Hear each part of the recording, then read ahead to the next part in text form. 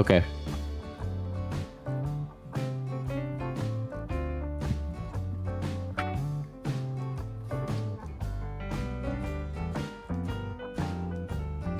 Okay.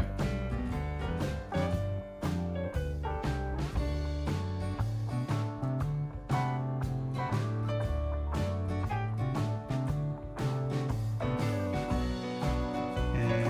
3, 2, and 1.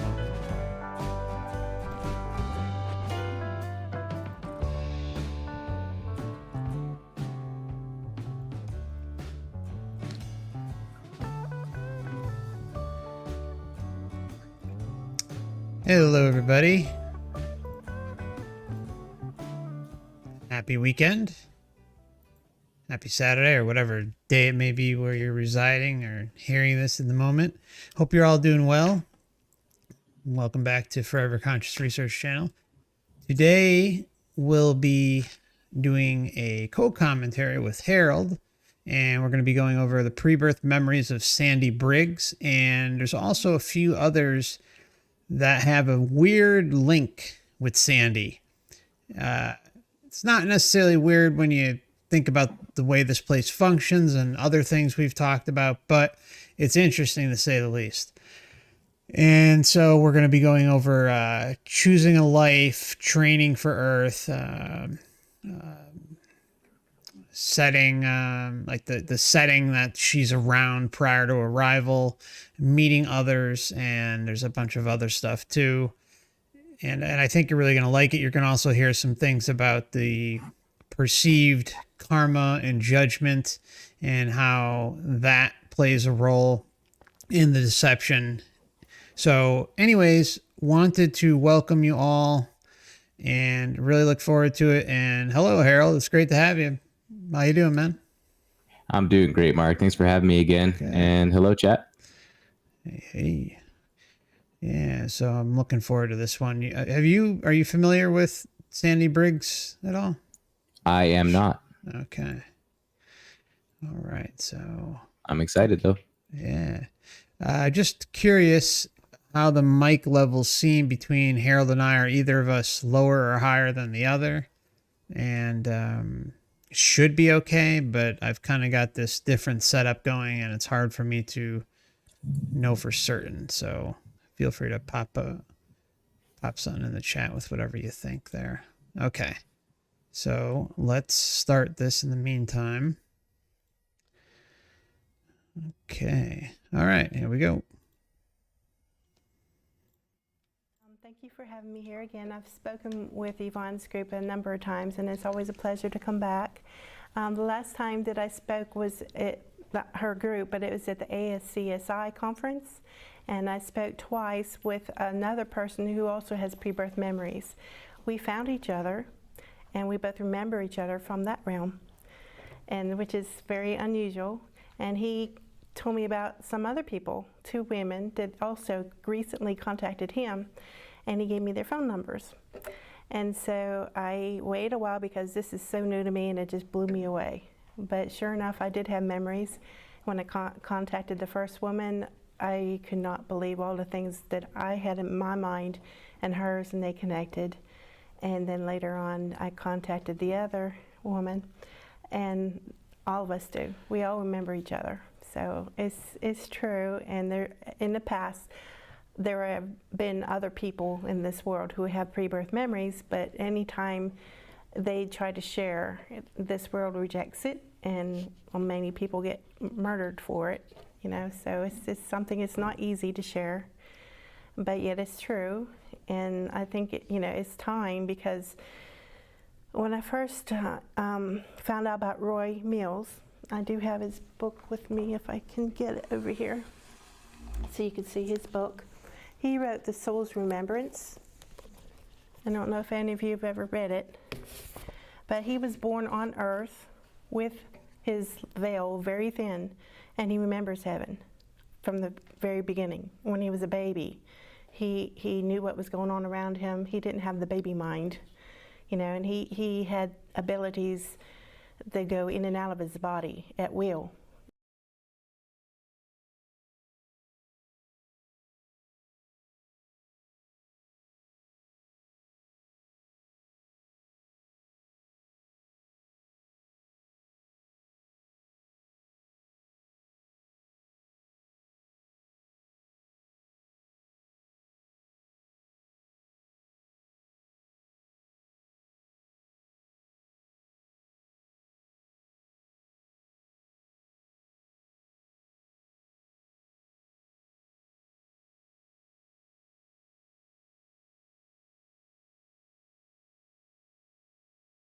Oh man, my mic was off. I apologize. Okay, so like with anything, use your discernment. With this case, with Sandy, I'm sorry, her memories came flooding in at a different time. I think it was 40, if I recall, which is different. Normally, with these types of cases, you really like to concentrate on someone like Harold or Roy or others who, they've had these memories their whole lives. And so it's a little bit different. And of course, again, use your discernment, but I think you're going to feel the authenticity with this specific case. So sorry, I just needed to add that in there. That is different. But in the beginning, did she mention that people get killed for sharing their pre-birth experiences? Well, she's talking about kind of like Inquisition era time, Oh, Yeah, I gotcha. mean, she's like talking like persecution and, stuff like that. Like, so that's Makes kind of sense. my general thought on the way she Okay. was describing it. Okay. Yeah, she could have said it better. Yeah, I was about to leave right now. Gotta go.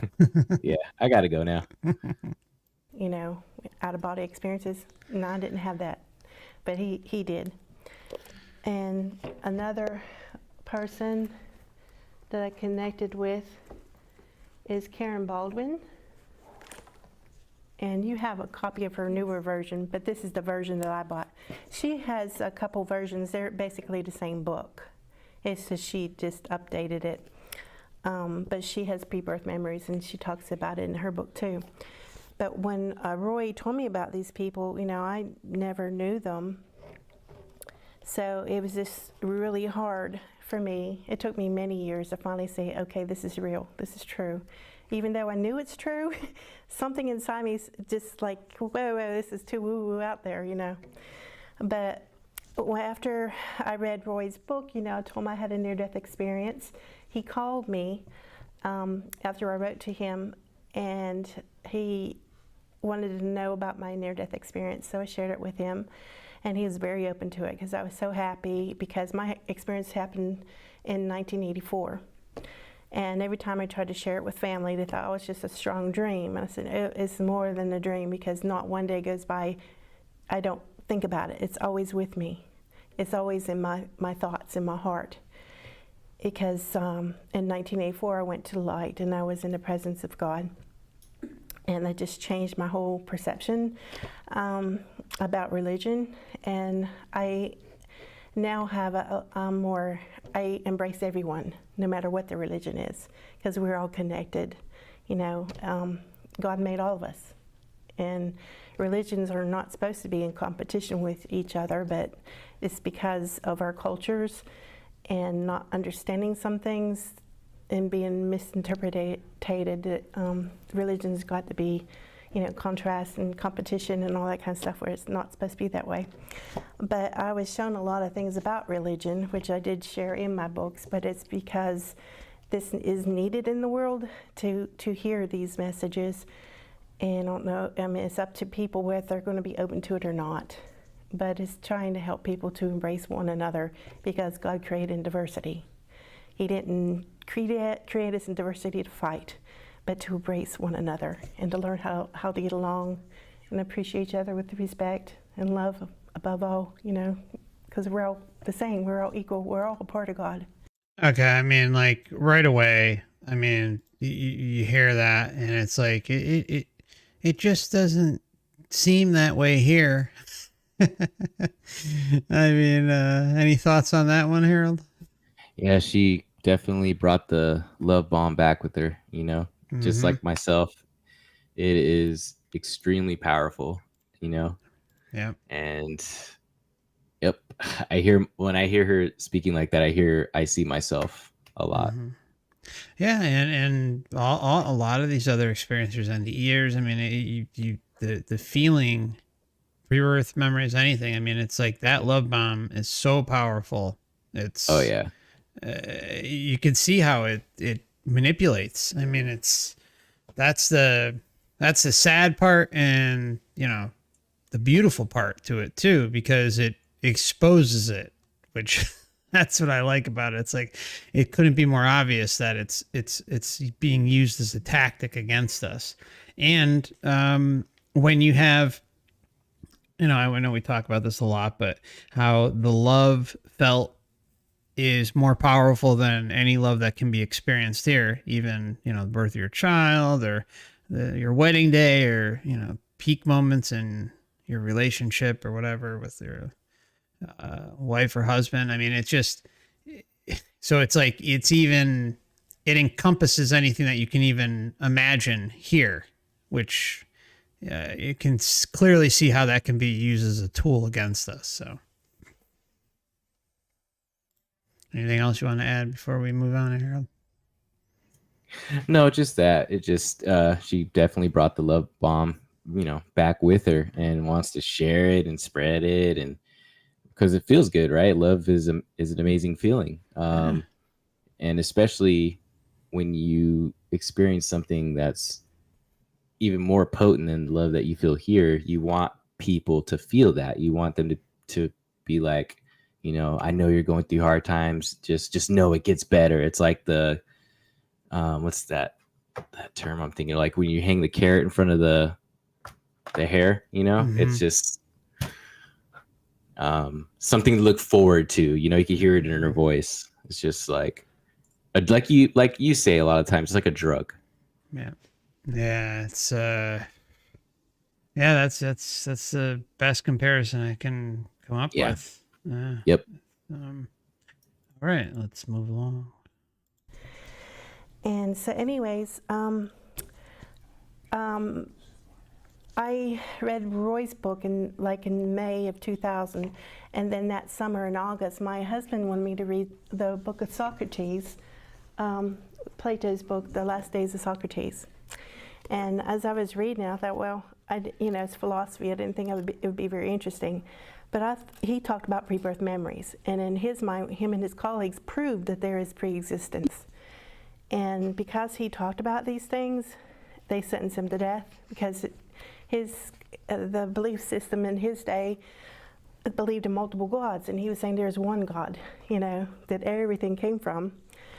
And they didn't like the things he was saying, so he drank hemlock, and so they shut him up, So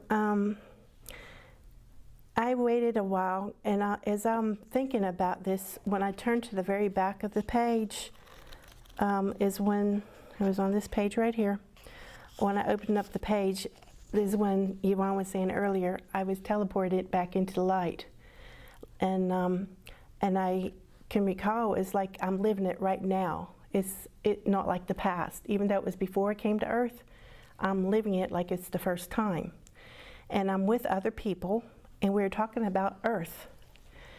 And I'm not even thinking about this world. This world didn't exist to me then, because I'm there. And one of them, who is sort of like an overseer of our group, that we were discussing about coming to Earth, and overseer of her group. So this could be someone like an ascended master, a teacher, most likely not the council, but very, very common to have these types of beings hanging around. Harold, even you experienced something similar, but it was not necessarily like with others. It was kind of what you and the beings in that one area, right? Say that again, Bark. I'm sorry. No, I lost you there. Yeah, no problem. Basically, she's talking about how there was like an overseer, I guess you can call it. I forgot her term, and like, so. But you basically experienced a being that was kind of guiding you, and getting your life in order. Three. That's correct. Yeah, there's three beings. Yep. Yeah. Two male figures and one female in the middle, and it wasn't just like one, overseer. There was three of them. They were all communicating to me telepathically. Okay, great. Oh, did you just if you can, Harold, just check the chat window, please. Okay. Thank you. And he said, everything's already been said, everything's been done to help with people to have the truth. They have it. It's just that something's not connecting. And I said, what else can we say or do to help people? Because the main concern was all the wars done in the name of religion, in the name of God, which is not what religion was supposed to do. And NDEers will say that too. I mean, see that with NDEers. It was supposed to bring us together, not to separate us. So I was thinking in that realm. I think I can help people, to help them maybe with explaining by using positive, negative energy, the opposites. Not that there isn't just an extreme of positive, negative, but you got everything in between. How everything have consequences of if you choose this will happen. If you choose that, that'll happen. You have all these different outcomes, and so. Okay, so what are your thoughts kind of on that, Harold? I know you kind of had the picking out your script and the suggestions and stuff like that. So, I mean, my memory, I'm going to be honest, is a little hazy on your experience, but so how did that work with picking out your life script? I'm so sorry. I did not hear what she was saying because I was adjusting my my mic. But is it basically like consequences? Like if you pick this life or maybe this career or this family or whatever the case would be, A, B, C will happen if you choose X, Y, Z. Gotcha. So sorry about that. No, it was just if I just saw a bunch of different options laid out in front of me, and it was just kind of all telepathic, just happening so quickly, and is basically just images. But basically what I'm seeing is an option to be somebody that's rich. But if I'm rich, then I'm gonna have no memory. I won't be able to retain my memory of the place, of that, what I used to perceive as heaven. I definitely was under the impression that it's extremely virtuous to suffer. So if I wanted to be tortured, then that's really good for my experience. That was an understanding that I had. Or I can, be somewhere in the middle, where I, that's what I picked. But even in the middle, still could be really difficult. So that's what I did. I ended up picking, an average, pretty tough life in exchange for to retain my memories. Yeah, and it's hilarious. Like, oh, you can you choose the extra Lucy life. Well, yeah, you're doing really well. Exactly. And then the one thing that always sticks out in my head with your experience is the kind of like the bargain or deal that you made in order to retain your pre-birth memory. Right. And how you had they knocked you down a peg and made things a little worse. Yep. Or should I say much worse? I don't know. You know better than I do. So. Oh, I mean, that's the thing. Like, I know you've heard some of the things I've gone through. Like, it's been difficult, really, really hard, but it can be way, way worse. It can be horrible, like unspeakable horrors. So, how bad do I really have it compared to some? Sure. I mean, I think that's, I hate to say like silver lining. I mean, I don't know. I don't even know what the word is, because it's like, compassion, empathy for everyone who suffers is important, and nobody deserves what's happening to them here, no matter how small or big or whatever the case may be. Of course, there's the varying extremes, and it's wretched how deep all this stuff can go in terms of psychological, physical abuse, and on and on and on, and just living conditions. And it's so another way to put it is just like what I'm experiencing now. I knew this is what it was going to be like. I got what I got a preview of, like to the T. Of course, the tiny little details that I can't really recall, but just to the T, the level of frustration and things that I go through is what I saw. Sorry, brother. Yep. Anyways, as soon as I said that, they started preparing me to come to Earth. And I need to deliver that message. So that's why I feel important and why I'm coming out and sharing it. And that's what I wrote in my second book, is about the things that when I connected with Socrates. Because when I opened up the book and I was in that realm, I was shown that book. Someone came over and opened the book to the very pages that popped me back into the light. And I understood just by looking at that page, the book opened up in that realm. And I understood the whole book, and I said, something's missing. It wasn't finished, but that's because Socrates was murdered, so he didn't get to finish. And I said, I still have things that need to be said. And then the memory sort of flashed into, I was being prepared. I went to this place, and there was a platform that when I stepped on it, and I was with someone else, because two of them, those beings escorted me over to this other area and with the platform, and there's another guy they wanted me to talk to help me learn what it's going to be like to be here in this world, in this dimension, because it's totally different from that one. And he started saying, everything's half dark and half light, and I'm there dark. I wasn't even thinking of that, because in heaven it's always light. There's no darkness at all.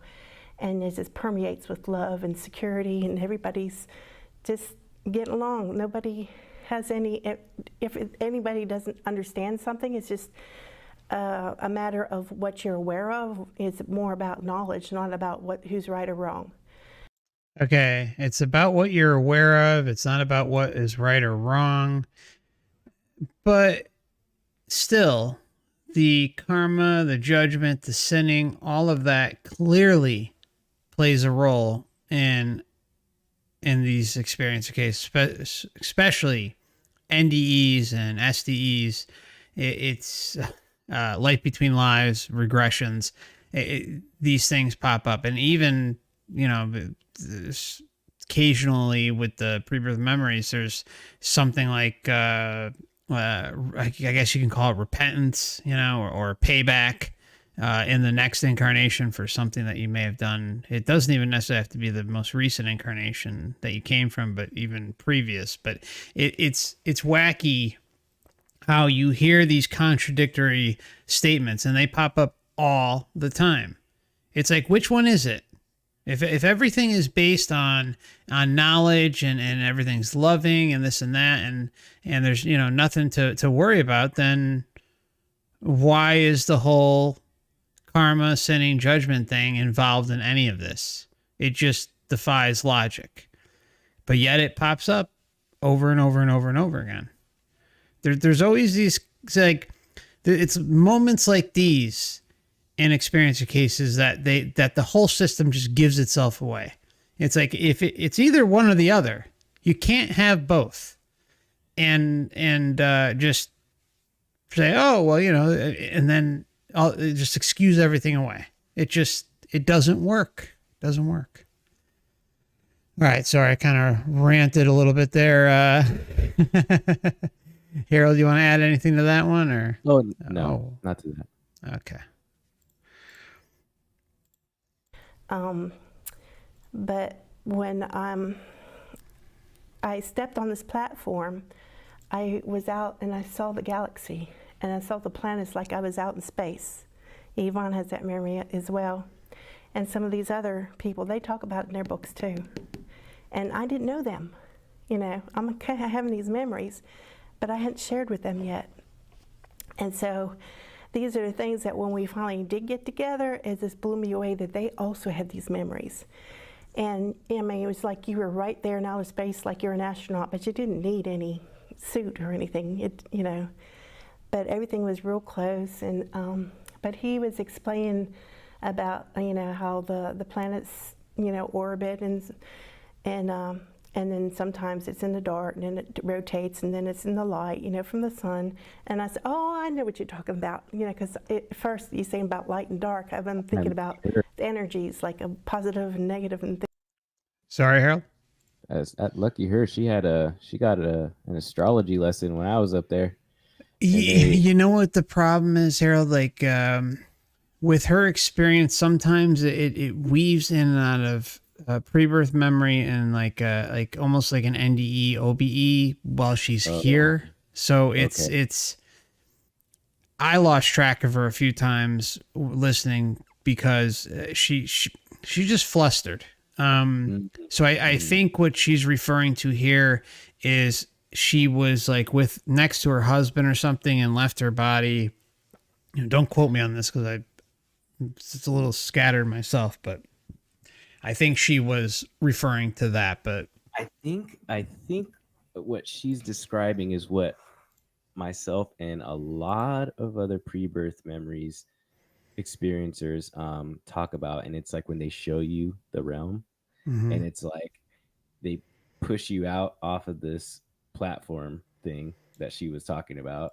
And then for me, when that happened, like I remember, I didn't remember this until I actually saw another testimony, and I was like, oh yeah, I remember that detail. But when I got pushed out into this quote unquote outer space, I remember like a really cold gush of wind hit my face, and then that's when I saw it, the blob of earth, whatever it was just a bubbling, putrid mass, right? And I'm just staring, and that's when the horror took over, So what she's describing, she's like, oh, she saw this, the solar systems, and then the guy was talking to her. But me, it was just like, that's where you're going, and it was just like this like horrible, like scary looking thing. And that's when I was like, that's when I saw all the visions of the creatures eating people and humans eating people, and like just the horrors going on. I was like, no, I don't want to go there. That's when I started to panic. So that's why I stopped and said, lucky her, she had a astrology lesson. Yeah. Me, it was different. Yeah, and it's interesting because I know a lot of there's varying beliefs about what we're living in, but I personally think it's the equivalent of an illusion, and our meat suits just kind of perceive what's going on, and you can kind of boil it down to the observer effect and atoms and stuff like that. But we're not even going to go down that whole road. But but it's different for others. Like there's like you said, there's a lot of experiencers who see planets and moon and solar systems or whatever however you want to term it, and then there are others who don't. And I really think the biggest thing these experiencer cases prove is that everything is customized. The leading researchers all over this material will say up and down, left and right, that it's based on the belief system. So if the belief system is a solar system and planets and Earth is round, or if the opposite side is that Earth is flat, or it's a simulation in a video game, well, you're going to get varying different types of belief systems and the Matrix will customize that experience to each individual. So the reason I even say that is because I know soon as that is mentioned, there'll be floods of comments saying, oh, well, it's automatically bullshit because she's saying planets and space and this and that, but you got to understand, like this system is very good at adapting to the individual. So that's the only reason I put it out there when these types of things are mentioned, just to clarify and make things easier for everybody. Yep. Okay. Things like that. So I said, I know what you mean. You're talking about like creation. I said, okay. And then I started talking to him about creation. And then I popped back and I'm back on the couch where I was sitting when I was reading my book. And I was beside my husband. He was watching television and I was beside him reading this book. And I just thought, whoa, what was that? And my eyes started welling up, and as they are now, just thinking about what just happened to me. And like, I didn't say anything to my husband at that time because I didn't know quite how to explain it to him. So anyways, eventually did, but I don't know, he quite understands it either, but I couldn't hide it because it was true. And in about 5 months after this experience, I decided to talk to Roy Mills about it because he has pre-birth memories. So maybe some of this will make some sense to him. So this is like January of 2001, and I call him up, I said, I have some weird memories and I don't know why or what that mean, and so he was very open. He was always gracious. He's such a kind heart. And so I shared with him, and he said, that happened. And they're like, how do you know it happened? I'm telling my story. How do you know it happened? And he says, I have those memories too. And I said, so he started sharing with me. And he says, yeah, I remember I was with someone, and I was showing them like the planets and things like that, and showing them. And then he said something about, because we're going back and forth saying, I was sharing what I remember, shared what he was saying, and the memories connected. He was saying it from his perspective. And then we realized he was the one that was there with me, teaching me. He was that guide. He showed me the planets and everything. And he also told me about 2 other women, and it just blew me away. I said, oh my gosh. I said, my whatever. Yeah, it is. And as she goes along, Harold, you're going to hear her say some things that really will make you scratch your head, not in like a suspicious way, but in a way where it's like, oh, well, this is like a common tactic that the Matrix uses. and kind of like what we're leading into is that more than likely she is involved in some sort of soul group, and part of their mission or learning experience, whatever you want to call it, is to get this information out there. And again, just confuse the hell out of the public, and or not even confuse, but just continually reaffirm the Matrix narratives that are supposed to be put out. Right. Love bombing. Mm-hmm. Love bombing, and just, yeah, everything is about love, and God cares about you, and just hang on, don't take out the trash tonight because Jesus is going to be coming. I mean, it's just, yeah, absolutely. Learned, and religions never said anything about this to me. This has blown me away. I said, something's not right. How come nobody tells these things? They don't teach this in church. I mean, I wasn't raised in the church. I was sort of like read the Bible on my own because, my family they were Christians, but they weren't real, they didn't go attend all the time. But I asked my mom, I said one time, why don't we go to church? And then she started taking me. But we only went for about 2 years. So I'm not really a church person, until after I got married. And I wanted to raise my kids in the church. So that's when I became involved with the church. But it wasn't that far after. My son was born in 1983, and my experience in light was 1984. So I'm here like trying to share some things that I know is true, but I found out that I was kind of not treated good in the church because I shared. And I wouldn't share a lot, and I didn't share all these details, but some things that I knew about religion, that we're not supposed to be judging one another and sending people to hell, and all that stuff is nothing. It's not supposed to be that way. So these are things I'm trying to teach them, to love one another. And then how can that possibly hurt anybody? You're teaching them to love one another. And anyways, I felt ostracized from my church, and it really hurt me because I put my whole heart into it. I love the children, and I was very involved for years. And when I left the church, it took me a long time to get over that because I felt like I was betrayed.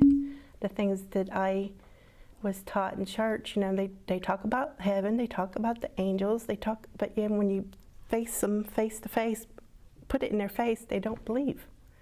And they're like, it's in the songs, the hymns you're singing, but they don't really understand. They say it, but they're not listening. Yeah, it's all about the programming too. I mean, that's what it's meant for. It's not meant to. It's meant to confirm within biblical teachings or whatever religion you fall under, so that you are a good slave and do as you're told. And anything that veers off is not allowed, and you'll be chastised or thrown out of the church, or sometimes you can be separated from your families depending on the religion. I mean, it could be some really screwed up things that can come out of that. I would say that what she's talking about, this topic, was one of the biggest thorns in my side as well. Growing up, again, I grew up in a Christian household, went to Christian schools my entire life.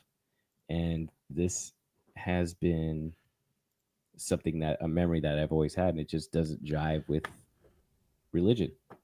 No. And what I was taught growing up whatsoever, and I've always sat on that. And this alone was definitely the kickstart to me searching for answers. Good. Yeah. I mean, that's got to be tough as a child though, too. I mean,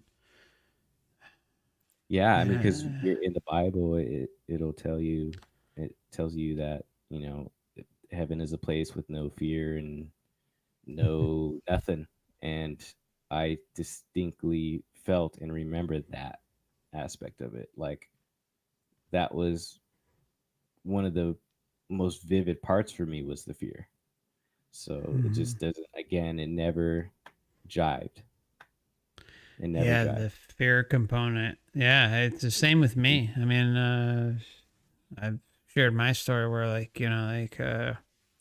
my parents brought me to church. It wasn't like obsessive, but it was regular and for a period of time there. And I went to Sunday school and all that. And then finally I came home one day and I just told my parents, I was like, look, I'm not getting confirmation. I was like, I don't believe in this. It was like not the only time, but the first time I really stood up for myself. I was like, I don't care. And they're like, oh, well, we're fine with that. You can do whatever you want, but can you just hang on until, for your grandmother? Can you just go and get your confirmation for your grandmother? I was like, no, never got it. And of course, a little bit of hell broke loose, but other than that, Did you get banished to hell? Did they say? No, I didn't get banished, but no, I mean, no, everything was okay, but you got the guilt trip and the shame and all that stuff. It's just comes with the territory, I guess. Yep, it really does. So that was an ordeal to go through. And but anyways, it was like in around Easter time, this is April 2001, where Roy and I both drove to Tam's house. We all live in different states because we wanted to meet each other since we all have connected memories from this place. I said, I gotta get to the bottom of this. I mean, either it's gonna be true or something's gonna fall through and it's just gonna, one way or the other, I'm gonna find the truth. But so I stayed at Tam's house for a couple nights. Roy could only stay one night. His wife was with him, and she was sick, so he had to go home early. He didn't want to go, but because we stayed up like till 3 o'clock in the morning, talking about our pre-birth memories, and just, oh my God, it just blew me away. All the things that we talked about and how we all have memories and. Now, see, doesn't this just scream a Matrix setup? I mean, she meets, a specific person, and they just happen to be sharing a similar experience where they are present with one another. And, you know, one is writing a book and talking about it, you know, who has memories just like you, Harold, where they, you know, they've got it since before birth. And after they got here, and then the other one kind of has like this massive realization later on, and somehow their paths cross. I mean, Yeah, yeah, words for that at all. yeah. It's wild. And here she What are is. Here she is in an IANS meeting, and you know the other guy's writing a book, and I know she wrote a book later on, or maybe at this point she did, but there's these connections there, which point to the soul group, that she's involved with the soul group and fulfilling her mission. So. Yep. Yeah. Roy would talk about being in this. Everything looked white, so you don't really see walls or ceilings or anything. It just looked white, bright white, like you're inside of a light bulb or something. It's just real white, but it doesn't hurt your eyes, and it's very comforting. You feel safe and love, and but when we're there, we were all lined up.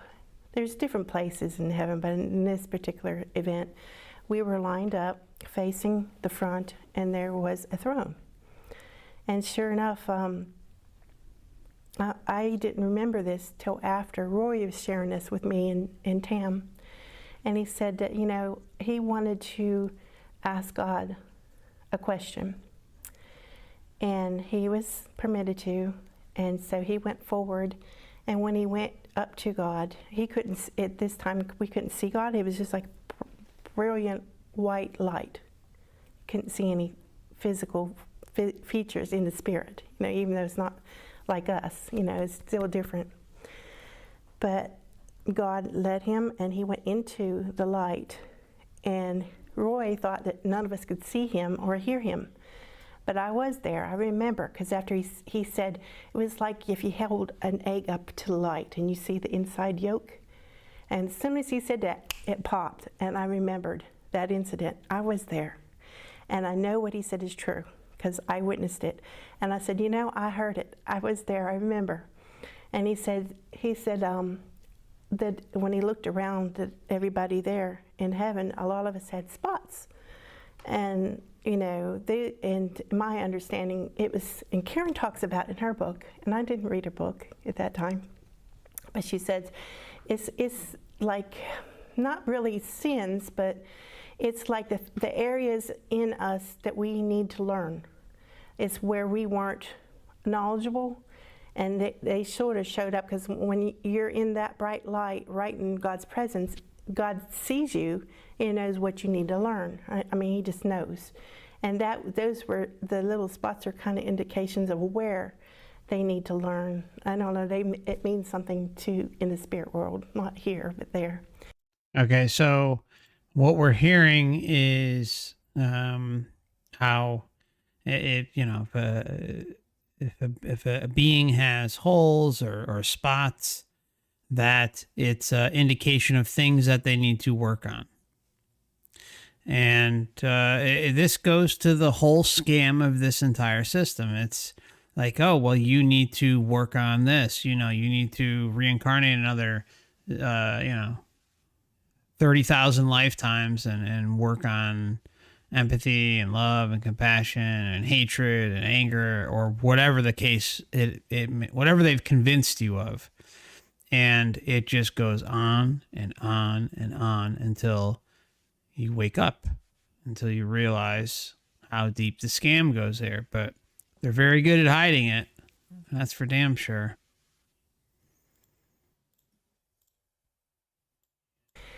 So, anyways, I told him, you know, you're not alone, because I was there and I know it happened. So I'm testifying to it that that did happen. And then after he shared that story, Tam started telling the story, but she directed it towards me, but she didn't say that it had anything to do with it. But she said, you know, I remember in this area where there was a building, and Rory calls it the library, in heaven, or but it was sort of like a Greek architecture, like the Pantheon, and it was like a real beautiful white pearlescent marble. I mean, it's just beautiful. Okay, so here we have the the Greek architecture appearing again. Harold, do you want to maybe describe what you saw? I know that one picture that I just happened to put up that one day, you said it looked very similar, but Oh yeah. based on what you've heard her say about the marble and all that stuff, anything kind of ring true there? As far as marble, no, I don't remember like any type of. She sounds like she's describing like a something like shiny, like a marble. But what Mm-hmm. I saw were those columns. They were like the old Greek columns, um, and that's where the pool of water was. Yeah, representation of the memory wipe. Area. Yeah, right. That's where you have to go to be born. Yep. And well, I remember coming down the steps. No, I'm going ahead of myself because I didn't remember that part yet, not until I talked to Karen. But beside that building, there is a field to the left, and then this beautiful field. The grass is so pretty, green. It was soft like feathers. I mean, it was maybe like about a foot tall. And Karen was sitting on a wall that was way to the left, and she was sad. Not Karen, I meant Tam. Tam was sitting on the wall, and she was sad. And she was telling us why she was sad. And that was about it, because it was like 3 o'clock in the morning, so we decided to go to bed because we're so tired and exhausted from talking so much. So the next morning, as I was dreaming, I dreamt this, and I had more detail than what she said, what she had just told me the night before. And it popped in my mind. I dreamt about it all night long, so I said, I can't wait till she wakes up so I can share with her and see if it connects. And sure enough, yeah, she said that happened. She said, what I said I remember is there was a guardian. I don't really know what words you give these. No, guard is the perfect word. Guard is Actually, it is. People Freudian. Yeah, exactly. In that realm, it's different. I don't know, but just using our language. She came over because I wanted to, I was in the field and I was playing with our children, and we were kicking the ball and trying to hide it in the grass. And then we were sort of using, what is that word again? Not telepathy, but... you could locate with your mind. Yeah. We weren't looking at it, but we were sensing it. No, there's a word again. I can't ever remember what that means. But I sensed the ball. Remote viewing. Yeah, kind of like that. But we were trying to find the ball that was hiding in the grass, but not by looking at it. Just like, I know where it is, and then go get it. And then I said, then one of them kicked the ball past me, and so I went over to get it. And when I did, and I'm turned around that way, I see Tam, well, the one that was telling the story, and I realized it was her. And she was sitting on the wall, and she was sad. And exactly what she was telling me, and I knew why she was sad. And then I said, why don't you play with us instead of sitting on the wall being sad? I said, and I didn't understand that. And so all of a sudden this guardian comes and stops me. She said, you can't, she wants to be alone. So in that realm, you respect each other. Okay. I think that's interesting right there. My memory kind of goes back to when I had the interview with Mary, and she had a number of different experiences, and she has pre-birth memories too.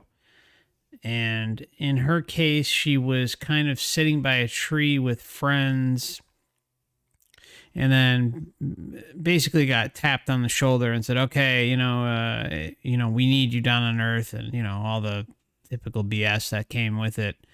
And I don't know why that kind of sticks out in this scenario with Sandy, but it seems like they like to kind of separate or kind of get individuals to believe certain things so they can kind of work their magic and get them back down on Earth. And I remember with Mary, she was I don't know if you remember this one, Harold. Okay. Okay. Oh my God. She's sitting there by the tree, and they're saying, okay, like we need you down on Earth, it's your time to go, and blah blah blah, you need to do this and do this, do that, blah blah blah. And then She said, what about them? she goes, but she's with like a few of the friends, and I think at least one of them, might have been more, said, oh yeah, I'm gonna go too, like, because Mary said, look, I'm not going unless I go with somebody else. Yeah. And she goes, like, everything gets all set up, and she comes down to Earth, and as she's coming down, she realizes that the friend isn't coming. Like, the friend is staying there. Yeah. I mean, it's just so diabolical. So diabolical. That's when the trust issues started. Yeah. Right there. And yet, I mean, look, I love Mary, but she still believes in the whole love and light thing. I mean, she's interesting. Not much she can do. Yeah. That love bomb is strong, man. Yeah, it is. I'm telling you, if I didn't, I hate to even say this, admit this weakness in me, but I feel like if I didn't experience certain aspects of my memory, I probably would still be ignoring this concept, because I told you I stumbled on this years ago. Mm-hmm. When I was first discovering the internet, I stumbled on stuff like this. I was like, nope, too scary. So I ignored it. So yeah, it's just that love bomb, man. It's strong. It's the thing that saves you from pain, right? Mm-hmm. It saves you from everything, all the bad stuff. Yeah, and I that can't be overstated enough. It's like it's self-preservation, right? Right. Trying to look out for yourself, and add on top of it the experience that you had. Whew. I mean, it just makes it so much more difficult. Yeah. To go to the complete opposite side, that, hey, everything's bullshit. Yep. Yeah. So I don't understand why she wants to be sad. She could be playing with us, having fun. And the guardian says, no, you can't. She wants to be alone. No, so I you looked can't. Up to Tam, and she looked at me, and I still can see this in that realm. And she says, no, it's okay. I just want to be alone. And I said, okay. So I turned around and went back to play. And when I was telling Tam this, she said she thought that was me. And when she was telling me the night before, but she said she hoped that guard, I is the one that remembered, she said that she hoped that she didn't hurt my feelings. I said, no, I understood, because she wasn't mean. She was just trying to protect her boundary. And I said, I totally understand. It didn't hurt my feelings, I just didn't want her to be sad. But so these are just some of the examples of how we connected. And then, it was amazing to be there and have this confirmation. But with me, I needed this confirmation, because I wanted to say, this is just too hard to believe. But yet I did believe, but yet something was stopping me, So it was a conflict within me. And but it took me years really to embrace this. And I finally am. I'm comfortable with it, but I still have trouble sometimes sharing it with other people. Not so much here, because we are open to spirituality, and so it's easier to share with people like you. But but out in the world, you know, the people there, it seems like the ones that are most religious are the ones that it wants to think you're talking from Satan or something. And I'm like, no, because that's love. Why in the world would Satan have so much power? You know, I mean, Why wouldn't Satan have much power? I love how, I mean, there's so many contradictions with, you call it Satan or Lucifer, whatever people want to term it as. But we hear constantly about deception and how it can, you know, like, oh, well, that's the devil, or that's Lucifer, or that's this or that. But in the same breath, it's like, well, why would they do that? Why would they do that? Why would you think that they couldn't do that? Why would you think that something as sick and deep and twisted as this couldn't be possible? And how could it possibly not be a deception? I mean, but that really kind of goes to the religious programming and everything too. It's not, and just general belief systems that are kind of hammered in us from a young age, regardless of what geographical area or religion that you grow up in, if at all. you're giving Satan all this power. It's give God the glory, you know, because it's all about love. That's not what Satan's about, you know.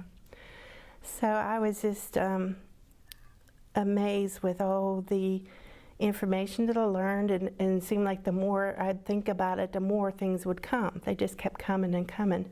And then eventually, you know, the Holy Spirit, I would call it the Spirit, Holy Spirit, but, you know, I don't know whatever name you want to call it, but the Spirit came upon me and showed me and taught me things.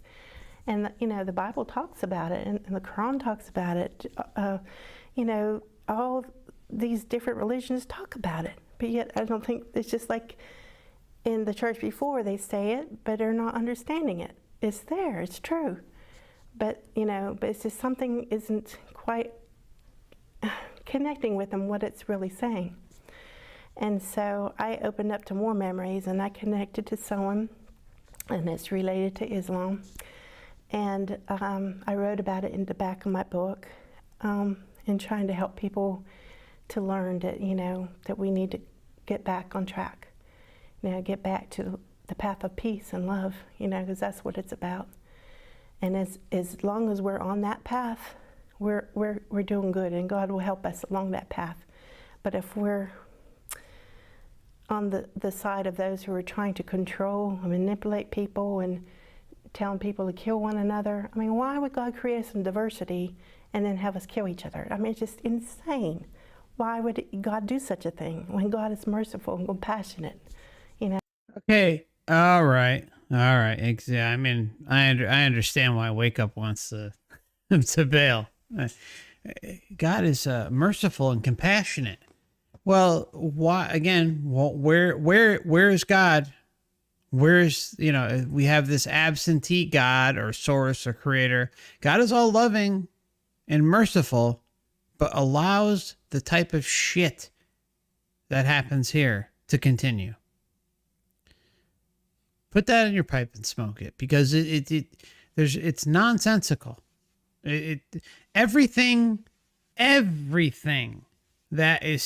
happens here is in complete contradiction to what is being told when you leave your body or when you die.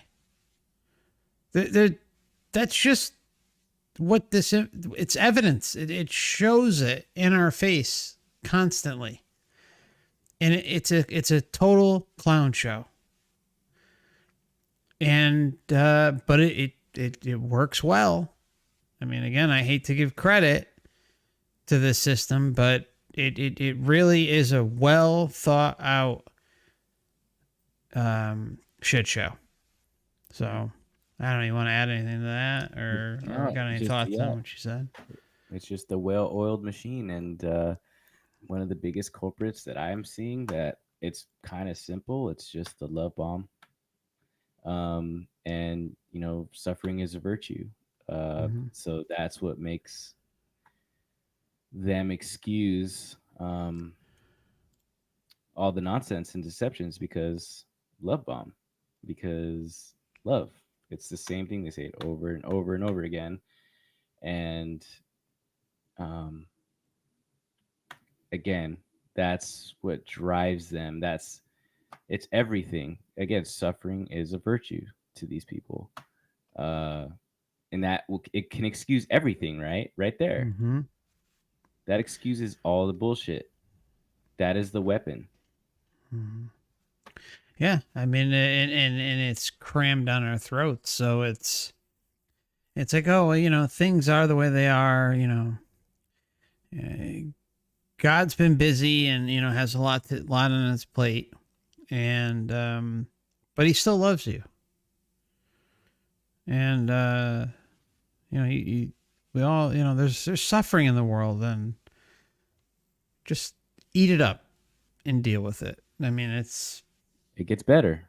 We have something to look forward to. The carrot, right? There you go. It's much better. It's nice over there. Yeah, you nailed it. Yep. Well said. Yeah, he's full of love. That's the path. And so I will stop there, I guess. I give you a little summary. That was a very short summary, really. And open up because right on. The train rolled right in, right, Harold? Yep. She answered it. She's just capitalizing what I just said.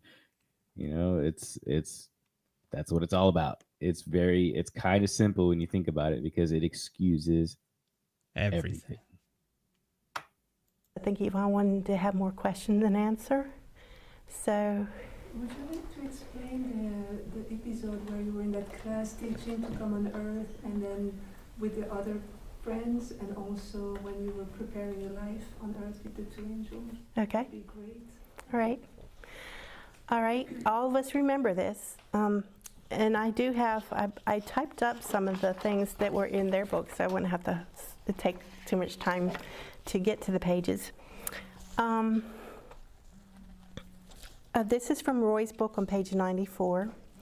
He said, my angel guide had taken me to a room with a lot of seats, like an auditorium. She had me sit near the front and told me to face forward and not turn around. I have the same memory. That was what I remembered. Then she left, and soon I heard giggling coming from behind me, and when I turned around, he turned around.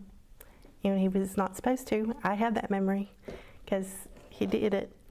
And see who was making the sound, and I saw three little spirits like me, and they ended up being his children that was going to be on Earth later. So he knew them in that realm before coming here.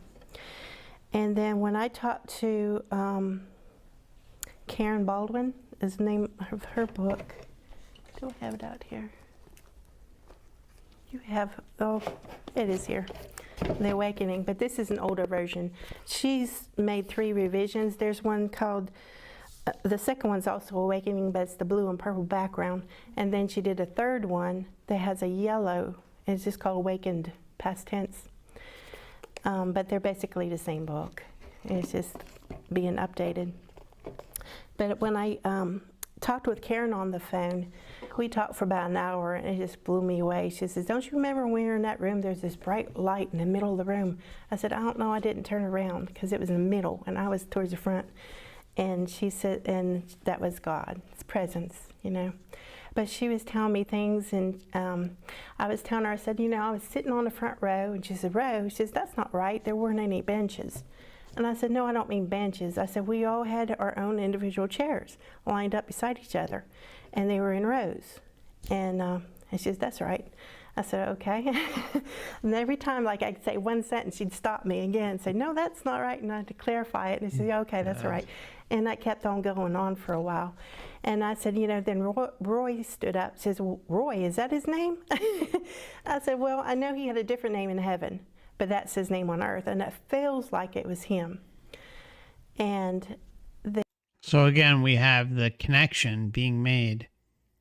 You know, granted, she wasn't given the ability to have the pre-birth memories from the beginning, but she has this connection with Roy and I think like another, at least one or two other individuals, and they're pushing Matrix propaganda. I mean, that there's no nice way to put it. That's what's going on. They're working at the behest of the system, propping it up, and doing a lot of damage along the way. Yeah, I would say unknowingly, but I'll leave the knowingly part alone and be nice. But it's a concern. Then, so I get back on track of what I was trying to share. I said, he stood up and he turned around. She said, we're not supposed to turn around in that room. I said, I know, I remember, but he did. And he says he did. In his own book, he verifies, that he did. And there was a lot of things that she is verifying just because of her confronting me. She's trying to check me out and make sure I'm telling what she remembers and so forth, and everything was just following through, So we were remembering, and we all talk about that we were all how we planned to come here. We planned our life. We participated in choosing things that would be difficult, trials to learn to overcome. We did things to even choose about our physical disabilities. Like I didn't want to be blind, but I did choose, because we had different things on a choice to choose in our life, and I would try. What do you think about the choosing part, Harold? Oh yeah, I fully agree with that. I when I did the commentary with you before, I kind of glossed over it because it's really hard to describe.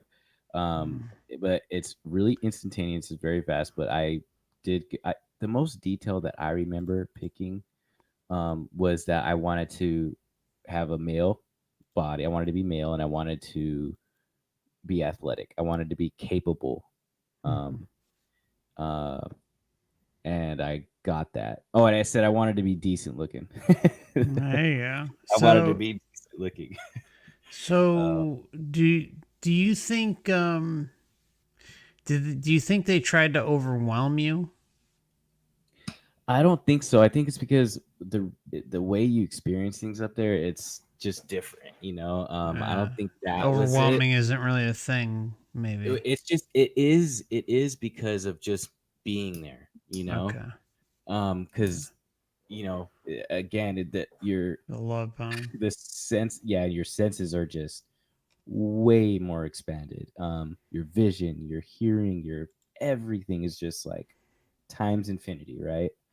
So while this is happening, while I'm picking my body, I'm still receiving, quote unquote infinite knowledge, right? At the same time, and I'm experiencing bliss, and I'm experiencing this, experiencing that. I'm also picking my life. You're able to handle that because you're not in the flesh yet. So I don't know. Again, it's very easy to describe. But from what I have been able to retain, that's as far as I really get. As I picked my body, I picked that I wanted to be athletic and good looking. I wanted to, I don't want to be lonely. So Sure. Yeah. I don't remember picking like what I'd be bad at. Oh, actually, no, I do. I did kind of say I'll take a hit on because here's the thing. Like if I'm super like left-brained intelligent, that can translate into wealth, right? So I had those options, but I picked just basically your average Joe jock.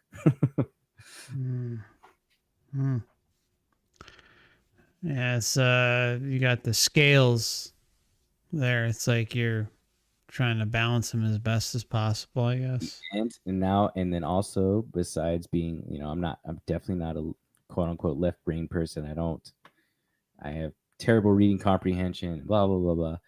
But I did want to be able to see things. I wanted to be I wouldn't say psychic, but just I didn't want to be fooled when I'm down here.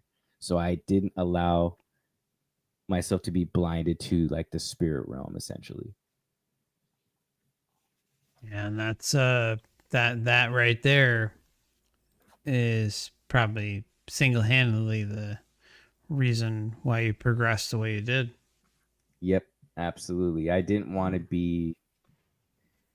Yeah, I did not agree to be completely deaf, dumb, and blind here. I didn't want to lose my memory.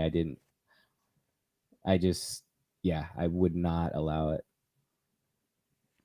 And eventually they were like, all right, well, we got to get his ass to Earth, so we'll just cave and Yep, and give then him I this, but caved. not before we make his life worse. Yep, they caved, I caved. Yeah. Pick one up and put it over this life book, and we all talk about this life book.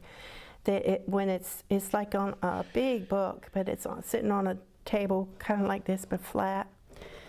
And when you looked at it, the pages were pure white. What's make that noise? It's the water. I heard it too, and like, what is that?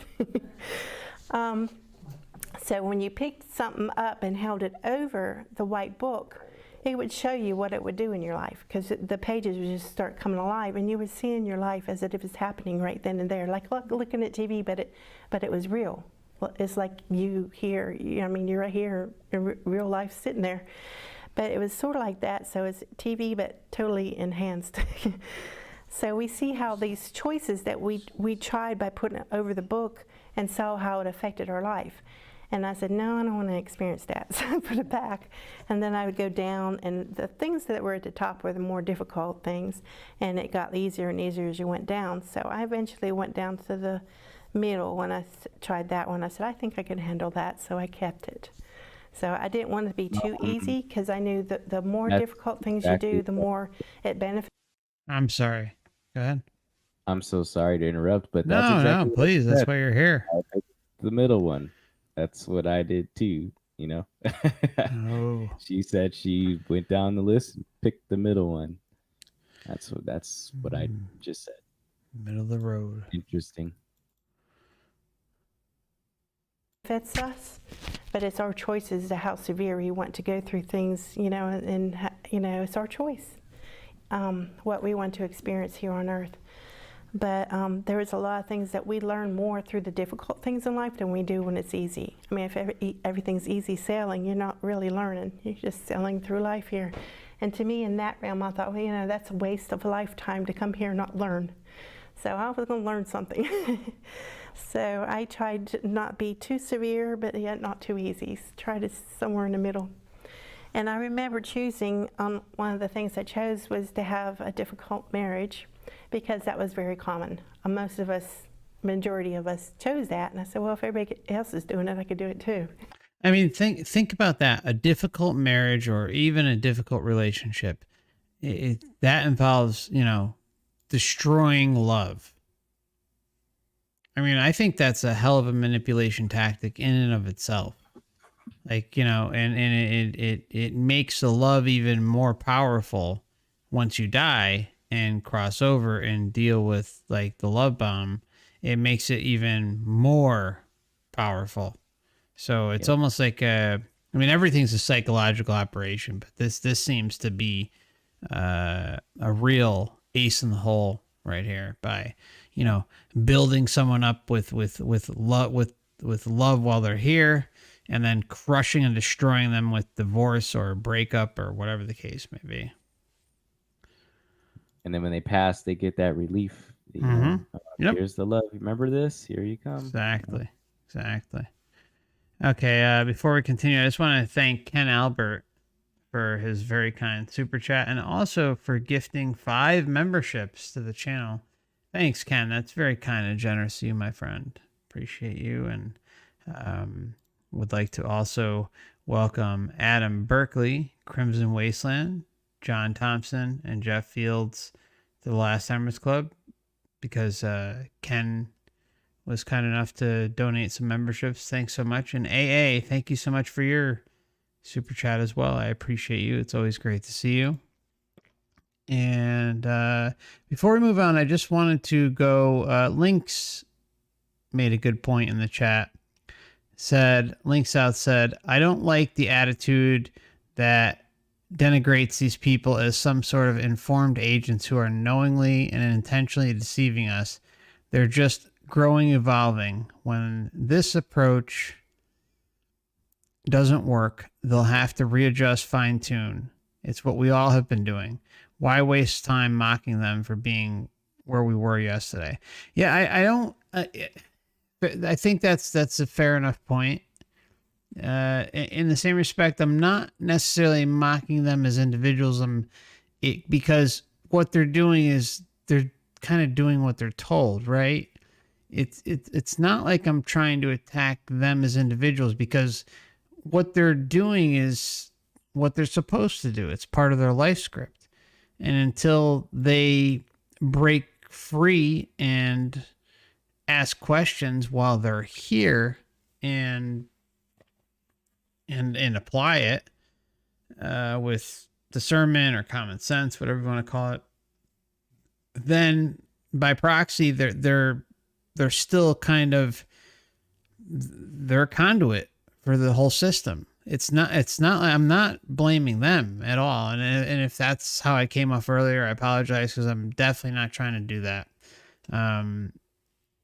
But it's, you can see in many experiencer cases how many true essence beings, or maybe the latter, are doing the bidding of the system.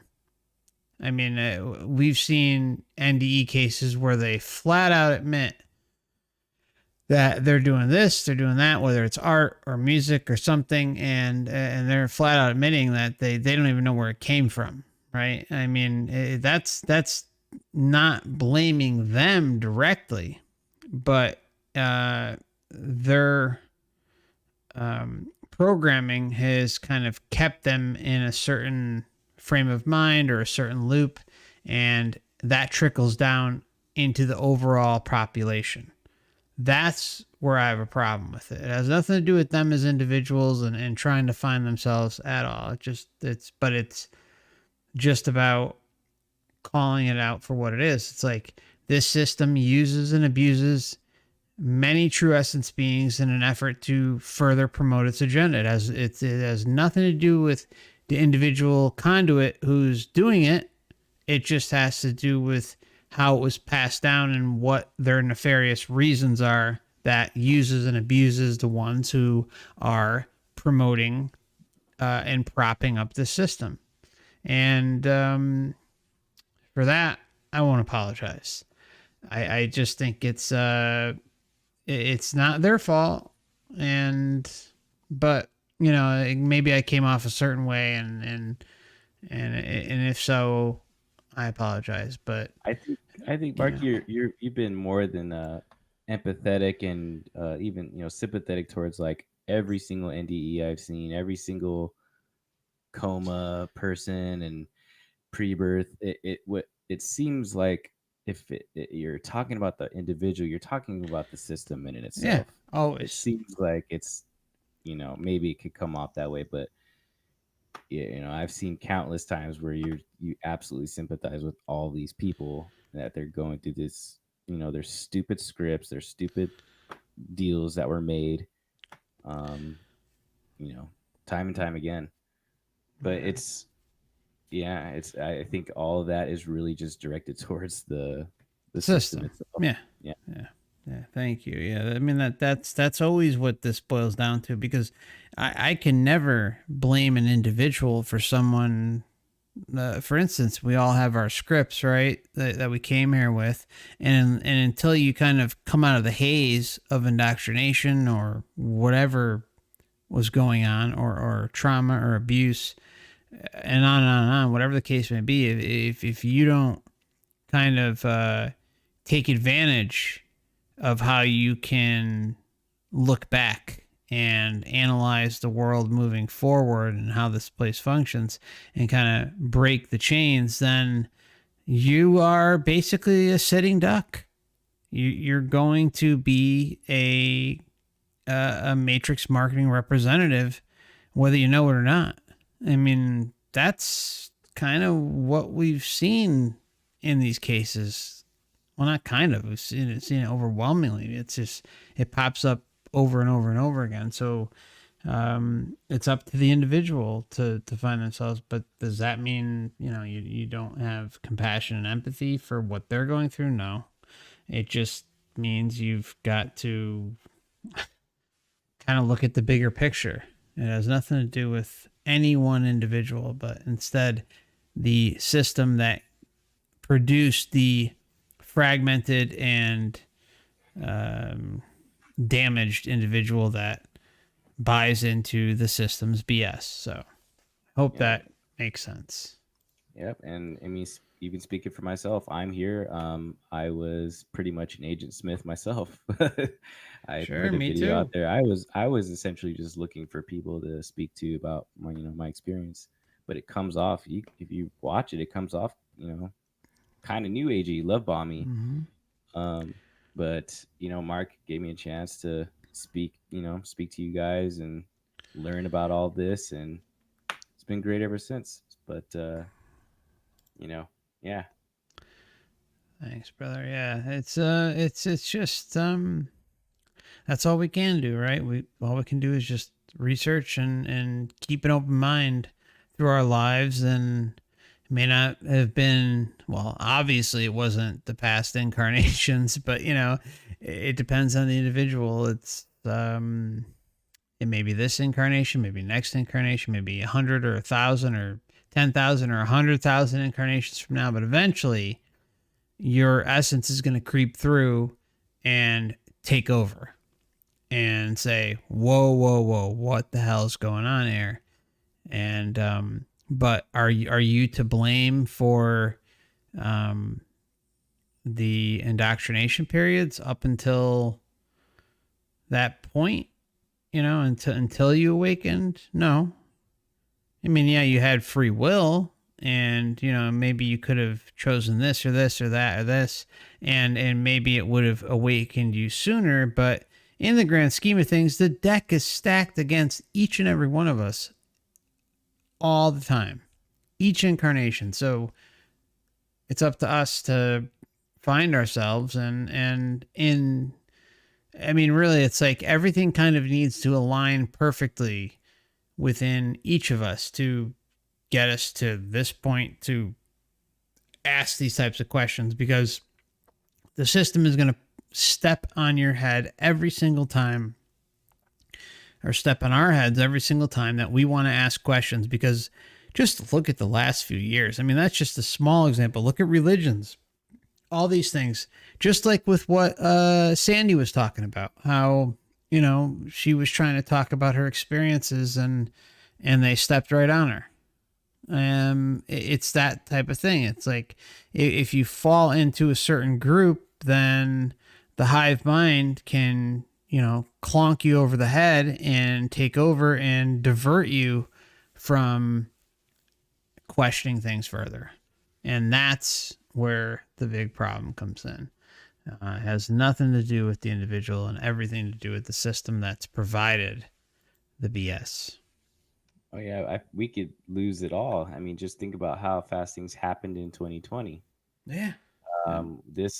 This communication that we all have could cease instantly. It might not be here tomorrow. Yeah. So true. And then like you have everything's even more limited. I mean, I'm thankful every single day that I chose to incarnate in this specific time period and have access to this type of information, because I think it would be near impossible to figure it out. At least with my makeup and how I think in this lifetime. If the dominoes didn't fall the way they did, then I would be way lost still. So I'll freely admit that. Agreed. So I actually chose that. And then I had a guide with me who else was standing there with me helping me decide, because he had more experience in coming to Earth. And so he wanted to help me with these decisions, and he also chose my marriage to be difficult. And I said, well, whoa, that's a double dose of marriage problems. I don't know if I can handle that, but I remember it, and he thought that I could handle it. So I said, well, I'm trusting you. Wasn't shown the details of what would entail with all the problems, but I trusted. And I've suffered a lot, but and I'm still going through some difficulties, but everybody has their problems to go through. I chose something else. There's a number of times we're told to choose different things, and I chose something else, but I can't remember what it was. And then my guide chose The physical appearance. my physical. Oh, You chose glasses and like. oh, is it? No, you chose that. You chose it. Oh, yeah. Because they weren't important to you. Right. I didn't want to be blind because I knew that I needed to have my sight, so I chose to have poor eyesight. And I've been wearing glasses since I was in 2nd grade. So, a lot of things that You actually, when you chose that you would have weight issues, it was always hard for her to Yeah. lose weight. Unless she actually chose that. my whole life, I never had a weight problem until after I got married. And now that I remember, because I'm always trying to go on diets and stuff, but I wasn't concerned with how my appearance was on Earth.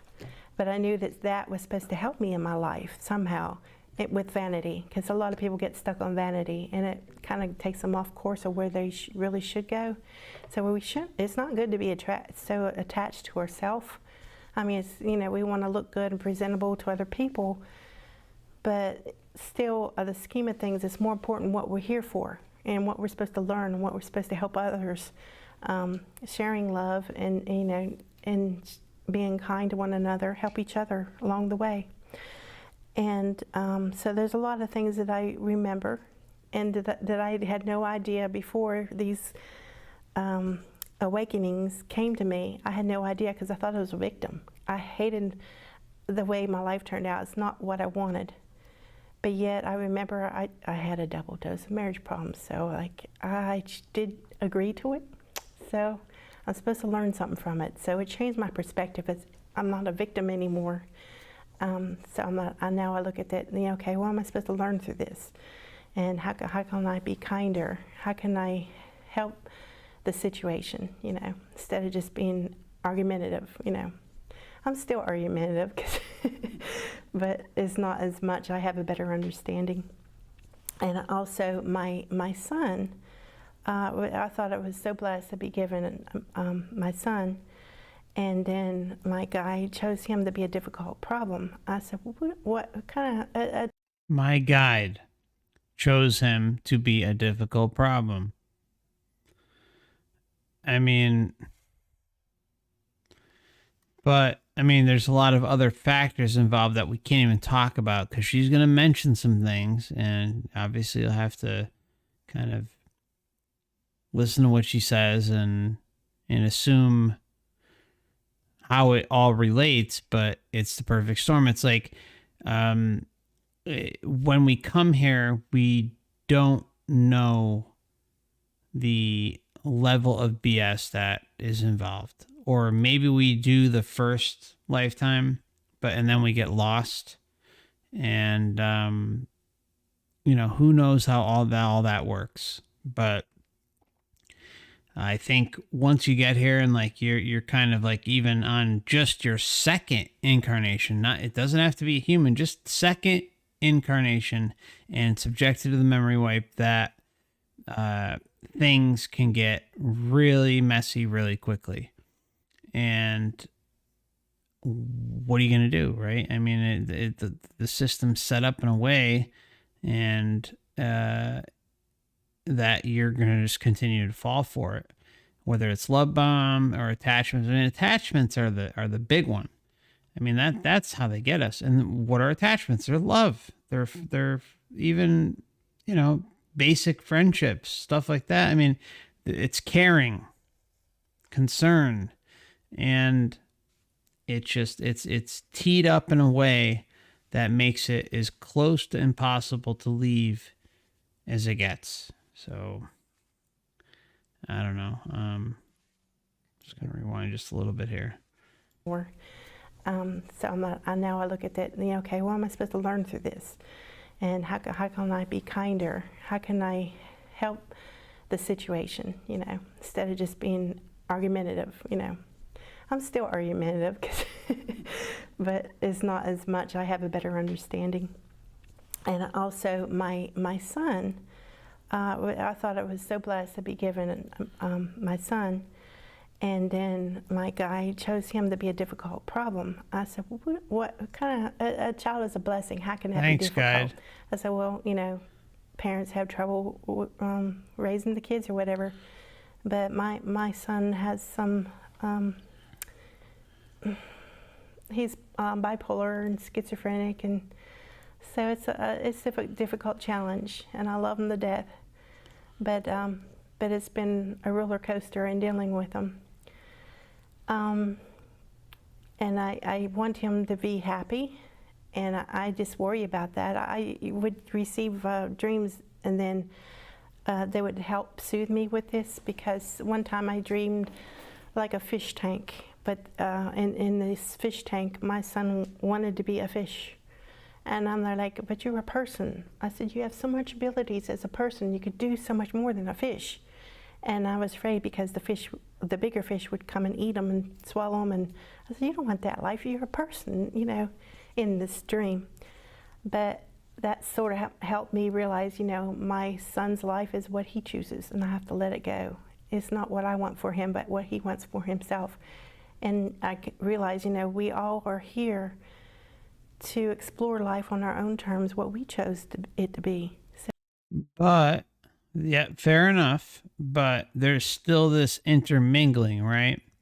Where, no offense to Sandy or anyone else listening, she knew this was going to present an issue for her in her incarnation, this current incarnation. So, and you can tell she's been through the ringer, and it's no fault of her child and everything and how all that happens, but especially the conditions. But you really got to ask yourself, if someone has pre-birth memories and there's a schizophrenic and as a child or in the family bloodline, there's a whole lot of things going on with that and how it relates with entities and it's very, very difficult sometimes. Someone I'm very close with has a schizophrenic brother, and it hasn't been easy. And well, there's just some things I can say and some things I can't on this one damn platform. But if you want a little more information on schizophrenia and some of the stuff I've looked into with that, head on over to Odysee and check out the interviews with Jerry Marzinski. So it's not what I want for him, but what he wants for himself. And, we can't judge other people because we don't know what they're here to learn. And so they helped me a lot by having these dreams, visions, things that would come to me to help me understand and help me let go. Gosh, I can go on. There's so much. Sure.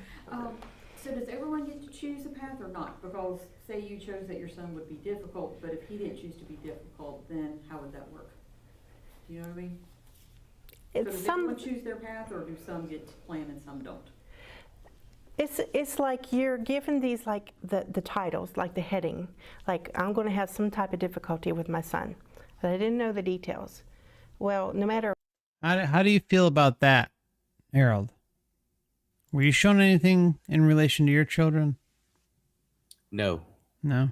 Okay. I did not know if I was going to be a parent or married or anything like that. I just chose my avatar and went right to work. It kind of sounds like she didn't even answer the question. It sounded like the lady was asking if there's people that don't get to pick. True. Yeah.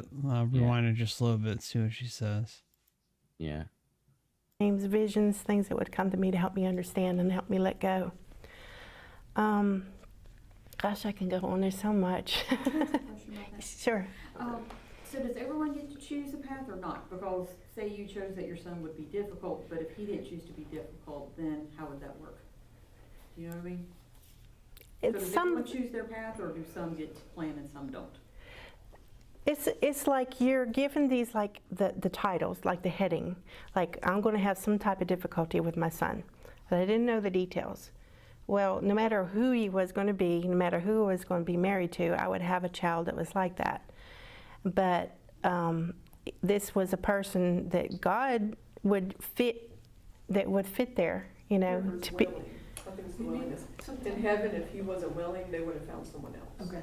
So sometimes they say that sometimes it's a big act of love when you are that loving spirit, and you're going to come on earth to be that difficult one for that person, for that person to endure and become a higher spirit by actually going through all those challenges and still stay in that state of love and compassion and mold yourself. We all, you know, through our difficulty, we are molded into better people generally, because we understand how people are hurting, and so to come and be the bedroll is an act of love to help you understand more things about love and lack of. Yeah, everything is related to love. Yeah, because it taught me a lot of things and how to deal with him, and how, like my husband didn't have these memories and things like that, so he just like wants to give up on him. I will never give up on my son, and you know, if that's the way he is the rest of his life, then that's what he chose. I'm always hopeful for him, but I'm not in charge of that. And yeah. You feel that the list had to do with the spots? A little bit. People have to learn, so if you have these spots, these are the choices you... That had something to do with it, yeah. Because the spots would show God the areas where we needed these lessons. We needed to learn about certain things. And so we had to have difficulties, because that's where we learn the most, when we go through all these trials on earth. Still have the free will connected. True. Yeah. Yeah, So we still have true will. Spots, I mean, Yeah, yeah. We can, you know, decide not to be kind, and which many people do, and they don't try to become better. So they just keep their spots, yeah. But then they have the opportunity, you know, in another time. To work on those Yeah, spots. yeah. So they're always there to work on, yeah. Can you choose your lifespan? Or no? yeah, you choose that, right?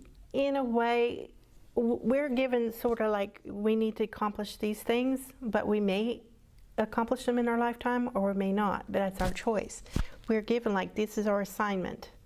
You know, so we have soul agreements. We meet a lot of people that interact with us on earth in that realm. And so a lot of times when we meet people on earth, they say, you seem so familiar to me. And because you had planned on this before, making plans. Tam talked about that a lot. She would meet people in the grocery store and says, I remember them, and I remember I was supposed to teach her this, help her with a situation. She was in the grocery store with her daughter, or a baby, and the baby was crying and crying, and she couldn't get the baby to stop crying. So Tam went over to her, and she didn't tell her she remembered her, but she said, you know, she showed her how to talk to the baby, and the baby stopped crying. And the mother was so thankful. She said, thank you. Simple acts like that we chose to come together on earth to help each other. So these are acts of kindness that we wanted that we planned. You know, it's the simplest things. You know, you never know, but they mean a lot in the spirit, because it's anything. Acts of kindness and love is what evolves us, and it helps our whole world, because it affects the energy in our world of positive and negative. And that's what I was talking about in my second book, how things interact, and the more positive choices we make that's loving, the more we're elevating ourselves into the spirit, and it makes the whole world elevated, because everybody's energy affects the whole planet, you know. Yes, Stephen? You know, with the love, it's an unrequited love. There's no necessarily any physical connection with it, and there's no ego involved with it. It's just love and feeling love, Selfless. which means that you accept as well as you give.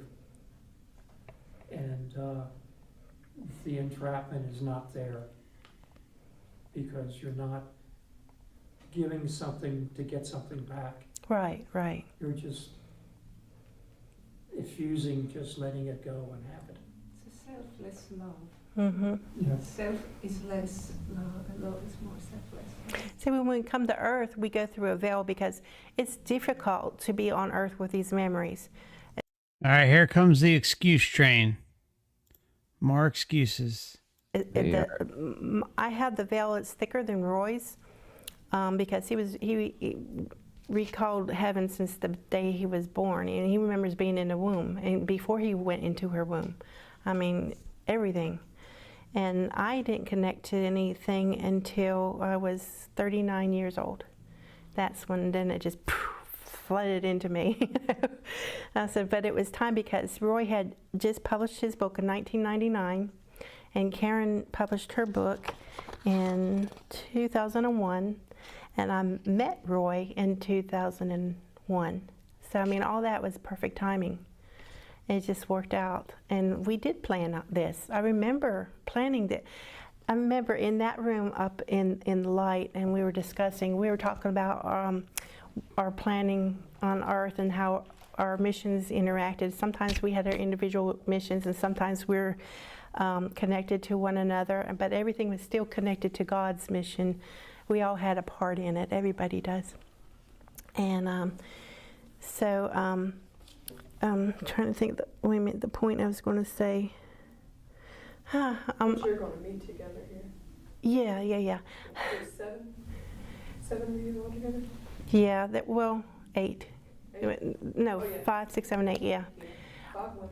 5 women, and there was 3 males that we came as a group to share about pre-birth memories. But I don't know if I finished that. That is what God, when Roy went into God's presence, he said, I want to bring that back, that message back about our pre-existence. And, some of the other ones in that room or whatever area when we were discussing it, they said, no, you can't do that. Everybody's veiled. And he said, but that message hasn't been brought to earth in a long time. And God said, okay, I'll let you. And I remember when God told him he can do that, I said, boy, I wish I can come on earth and have pre-birth memories. And I didn't realize it, but here I am, I have them. So I said, well, it helps us because we're supporting each other, and it gives us more credibility because we're not just one person sharing it, but we're all sharing the same thing, the same story. I didn't know these people, and they're talking about the same thing, So it helps us instead of being alone to have support. I think you're going to explain the Well, the life script has a funny way of setting things up. Again, it has nothing to do against her or her friends or anyone. It's just like the series of events that have occurred to get her to this point are suspicious as hell. And not in doubting her story, but suspicious in the terms that it helps further expose the BS, in my opinion. But okay, so what I'm gonna do is Harold and I are gonna take about a 5-minute break. We've been going almost 2 hours. I don't know if it's getting a little late for you, Harold, but you're more than welcome to stick around if you're up to it. We can take about 5 or 6 minute break, or whatever you feel is best for you. Yeah, I could take a break. All right. Little 5-minute, and then should be good to continue after that. Sounds good. All right, everybody. We'll see you back here in a few. Thank you, Harold. Just as long as they stop the virtue signaling. Right now. That was like 10 minutes straight of just pure virtue signaling. I was dying. Anyways. Very, very difficult. I'm sure everybody else was too. All right. Let's meet up with you soon. Thanks, everybody. See you shortly.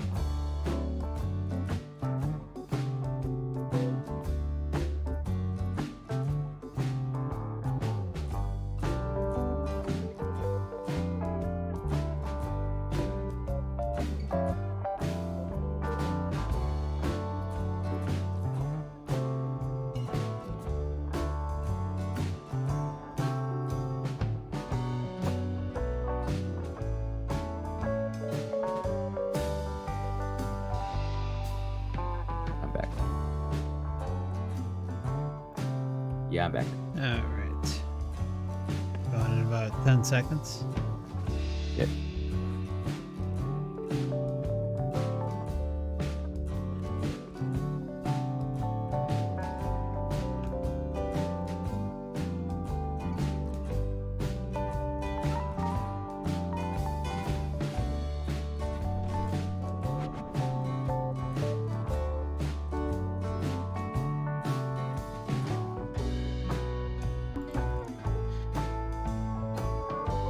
Alrighty. We are back, and thank you for your patience, everybody. And Harold's still with us, and I saw a good question for Harold from True Detective. They ask, Harold, were you able to choose the time you'd be born into? Was it timeless up there? And could you have chosen a life in the past or future in relation to today? Yes, I did choose the time. And as far as time, it definitely doesn't really exist up there. I when like I was kind of saying earlier, when I was choosing my avatar, choosing the body, it all happens so quickly, and just the information is just coming at you so fast, and the timelines did pop up to me. I mean, it looked like I did have a choice to choose to come at an old, 1800s, just even earlier than that. And then it looked like even in the future, which would be, I don't even know time wise, like year wise, but I chose this specific time because I guess, I don't know how true this is, but I was going to witness the end of the world. Um, and also it was like prime time for like information exchange, and it's just a good time for somebody that wants to not necessarily just be in the dark, you know. Mm. um like Well, the versus whole truth will be revealed thing always sticks out in my head with the times we're living in. right, I don't know. It exactly. I just cannot let that go. It is constantly in the back of my head, and it just things get crazier and crazier and crazier, and more keeps getting revealed, and based on I guess we'll call it scripture. Mhm. It kind of indicates that that may be the time we're living in, but I also hate to kind of drop down that fear at the same time, but it's just something to be aware of. That's all. Was a I yeah I, possibility. and I don't mean to drop the fear either. Mm. It's why now that I'm here, why I'm thinking, why the hell would I pick that, Mhm. but we definitely have different intentions when we're not in our bodies. That's for one. But it's like in comparison to like the Inquisition, how I wonder how easy it was to share information back then. You really couldn't. You'd be considered a heretic if you thought the world wasn't um, in the center of the universe or something like that. Mhm. So it's just, we're living in, even though it might not feel like it to a lot of us, and we're living in uh, a time where we're the most free, I think. Mm. But yes, to answer the question, sorry I went on a rant, but yeah, No, I it's cool. definitely was able to choose the time. Rant away, bro. Yeah, and that's what I was wondering. I don't actually hear a lot of pre-birth memories talk about that. I don't think she No, has. nope. Yeah, Heard it in NDEs. I've heard it in quote unquote alien abductions, some SDEs, but it's yeah, definitely a prevalent thing in individuals who uh, claim they were abducted, or whatever they're experiencing, entity, stronghold. Like, I don't even know what the word is. Let's just call them abductions, but it pops up a lot within the last 30, 40 years that we're headed on a collision course with the times and then there's always the blaming thing too, and that kind of goes to. Sorry, I just had to mute myself for a minute there. That kind of goes to the some of the NDE stuff. It some of that stuff it connects. It's loose connections, and it's not overly prevalent, but it's a little overly prevalent in the abduction scenario, and how those kind of align with very similar to NDE experiences, but kind of like lumping them into a bunch of the other things. Yeah, it's present where like humanity's getting warnings, right? Like, oh well, you know, if you don't fix this or fix that or do this or do that, then you know, hey, you're headed on a collision course, and you know, humanity's gonna be extinct, or you know, something like that, where it scares the living shit out of somebody who would have an experience like that. And you know, I think that's psychological torture at its best. I think it's fucked up, but you know, maybe there's some truth there. I mean, the all will be revealed that's the only thing I keep thinking over and over and over again with any of this stuff, because just look at how It's everywhere. yeah, I mean, it exposes itself as a complete laughing stock. Yeah. I mean, you've really got to be completely unaware in every sense of the word to not see what the hell's going on out there. It's blatant. It's in every TV show. Even if a TV show isn't based on it, there's a comment. Somebody says something. You know, it's everywhere and everything. Yep.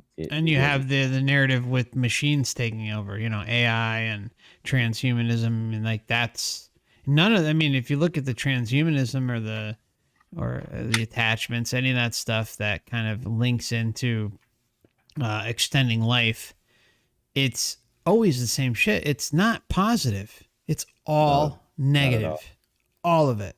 And I will dare anyone to put out, you know, in this chat, a movie or a TV show or something that shows AI in a positive light. You will not find it. It doesn't exist. Yep. Sorry, go ahead. To harp on that. No, it's okay. To harp on that too, as far as like timelines and stuff, that probably has already happened. When I was perceiving time up there, it's like it looked like the Earth's course ran its course infinite amount of times.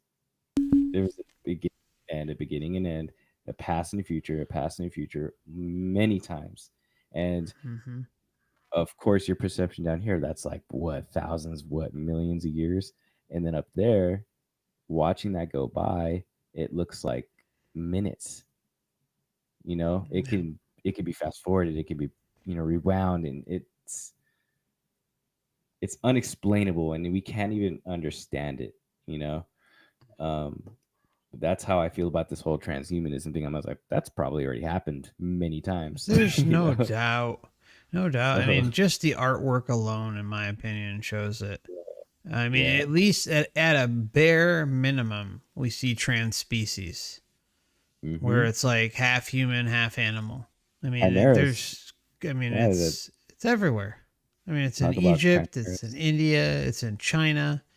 I mean, and then of course the mainstream will say, oh, well, it's, you know, it's just, they were just using their imagination. It's mythology.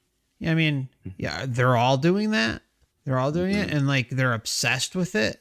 I mean, what about just, you know, painting a blade of grass or a leaf on a tree or an animal? No, it's like some creepy ass fucking twisted being that, you know, is wreaking havoc or is just present in the everyday lives of those who are witnessing it. So yeah, I mean, I'm with you 100%. We're going through something we've already been through before. Yes. Yeah, it's this is like one of those topics that it's like, oh well, it's in our face, but you just gotta dig a little. It's out there, but Mm.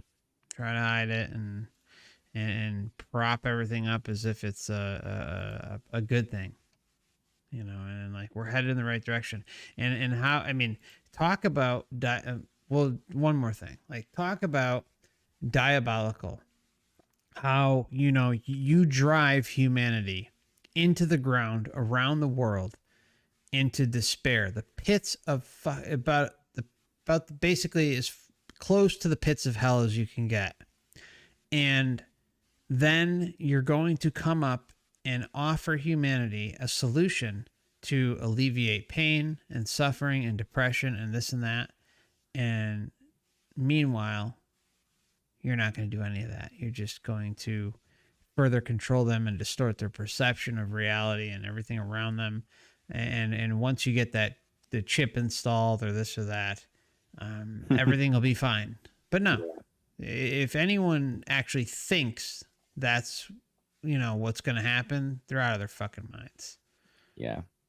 Yep. I mean, Hands down. it's so diabolical what's going on in the layers which they go. I mean, to take a vulnerable population around the realm, no matter where they live, it's and give that false hope, in an effort to further control them and extend their life is, I mean, I can't think of anything worse than that. Yep. And I mean, also the aspect of time bothers me in relation to this too, because like I said, we could be down here experiencing that for millions, you know, let's just say millions of years. And to them, it's like seconds. So, you know, it's time you know, doesn't matter to them.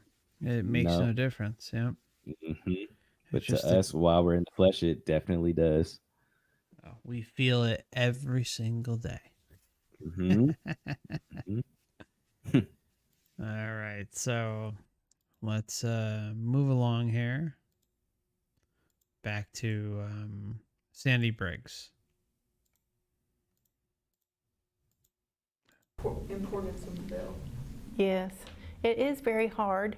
Thank you, because my mind wanders. I have so much in my mind. Sometimes I get overwhelmed.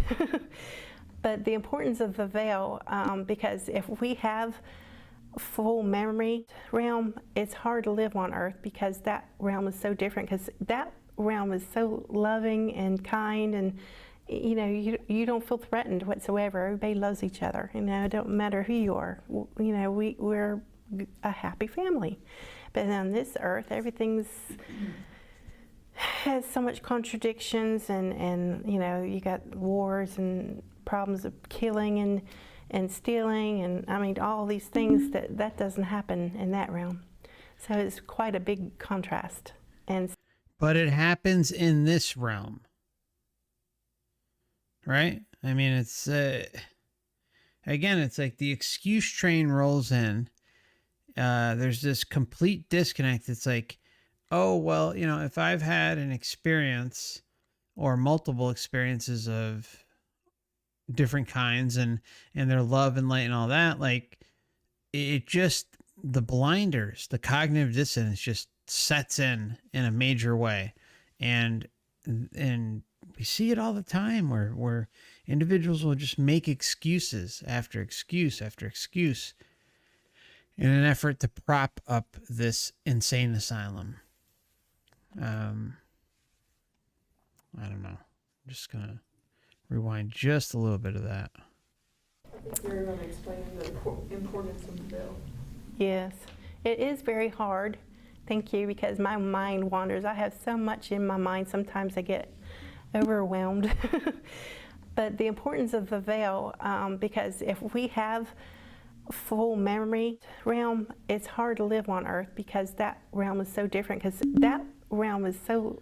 Okay, so, you know, this is a new age trademarked line where someone will come in and say, oh, well, you know, if you had, you know, Harold, if you had all of your memories or anyone in the chat, if you had all your memories, you wouldn't be able to function here.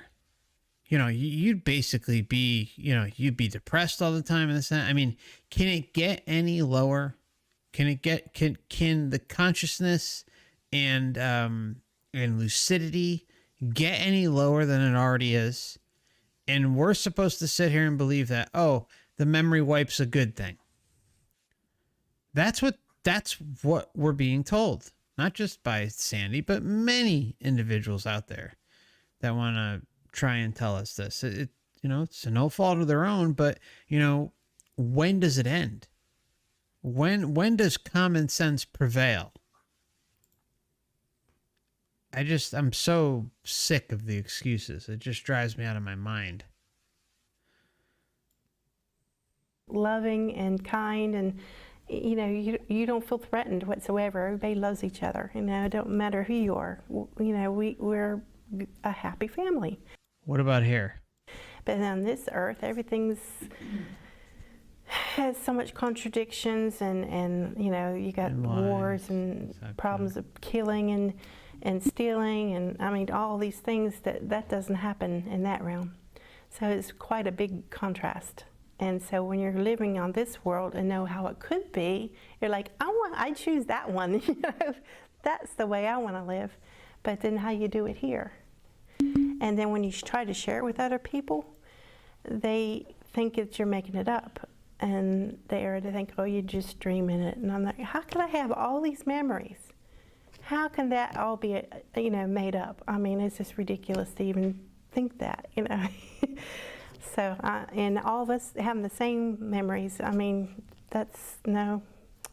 And we're all brothers and sisters, we're all connected, no matter what culture we are, no matter what skin color we are, no matter, we're all one, we're all, it doesn't matter. All right, there's the other one where the whole we are one thing. I leave the door open about that, but personally, if gun to my head and just kind of everyday life, I want nothing to do with the collective. Look, we have to be honest about what's happening here. Like, humanity is very sick. It's not necessarily casting any blame, but there's a lot of sickness going on here. There's a lot of degeneracy and attributes that are not good for our own self-preservation and well-being. Now, when we leave our body and are out of here once and for all, who knows? Maybe we do all link and kind of funnel into, I don't even like use the word funnel, but maybe we all are rooted from one source. But even that is questionable. And that's where the whole non-interference, sovereignty, and liberation thing comes in, because, well, we don't know, right? We don't know. And are we just going to blindly believe, blindly buy that that we need to be reunited with quote unquote source or the creator or this one or that one? If you're mind wipe, which we all are, although, some people say that they have recollections of every single lifetime and all this stuff and where they came from. They're full of shit. Okay. Those types of individuals don't exist. They might have pockets of information that relate to them and their previous incarnations within the matrix system. But to date, I have not found anyone who you can say, oh, well, maybe they're telling the truth, and maybe they do have a recollection of where they came from before here. In my opinion, there's no sufficient evidence and there's no data points. There's nothing. Where is that information? Why isn't it popping up more? why is every single goddamn experience out there, not everyone, but as close as you can get to 100%, why are so many experiences out there set up in a way where it's like, okay, like if you are fortunate enough to be able to retain memories like Carol, like Sandy, and others, well, what was going on before then? What was going on in previous incarnations? Where the hell did you come from? How did you get here? Why are you allowed certain information and then other information you're not allowed? This goes even, we can even kind of veer off into the consent thing, right? Or intention, whatever you want to call it. And answers we're never going to be satisfied with answers while we're here because we're just not allowed to get them. Like, remember, we're in their world, playing under their rules, in their meat suits, inside a limited perception bubble. And even if you can get glimpses and pieces of it, are you still going to just bank on everything being as advertised after this whole shit show? I mean, really, we've got to base it on reality and what's actually happening and what the historic trend is. And the historic trend shows suffering. It doesn't matter what we all believe about history and how BS it is. All right, we all know history is a set of lies agreed upon by the victors. But does that mean that suffering and everything else and pain and suffering and all that stuff didn't exist in those times? No. Or sacrifice? I mean, sacrifice is one of the biggest things out there. I know I talk about this a lot, but I think it's important to really hammer this home, that these things have been going on for as far back as we have records for. There is no one, and even if someone popped up tomorrow and revealed a cornucopia of documents, right? And saying, oh, well, this blah, blah, blah civilization was a utopia. Everyone lived in harmony with nature and this and that, blah, blah. Well, good for them. But what are we living in now? What is the overall picture show for all of history, right? Like, all right, I know I kind of went on a rant, but it's it can't be stated enough how hoodwinked we've all been. And they want us to believe in fairy tales that are not true. And they just keep hammering it and hammering and hammering, and they're hoping they catch you at a young age, especially between birth and age 7, where your brainwave state is hindered, where you're a sponge for information, and they're hoping that that programming carries over into your late childhood, teenage years, adulthood, and then so on, and that you don't question anything. And then what are you? You're a customer for life. You're a customer for this lifetime. And all but guaranteed the next lifetime. Okay, sorry for kind of ranting. I don't know if you wanted to say anything, Harold, but I kind of just went off there. No, it's okay. I don't know if you wanted to talk about that whole thing about consent, which is a huge thing right now. Yeah, I'm gonna make a total video on that.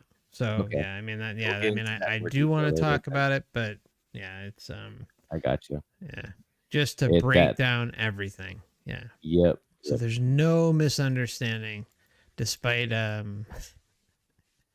words being twisted. And while we're on it, I mean, it's up to you, but I know you've kind of been a loose target in all of this.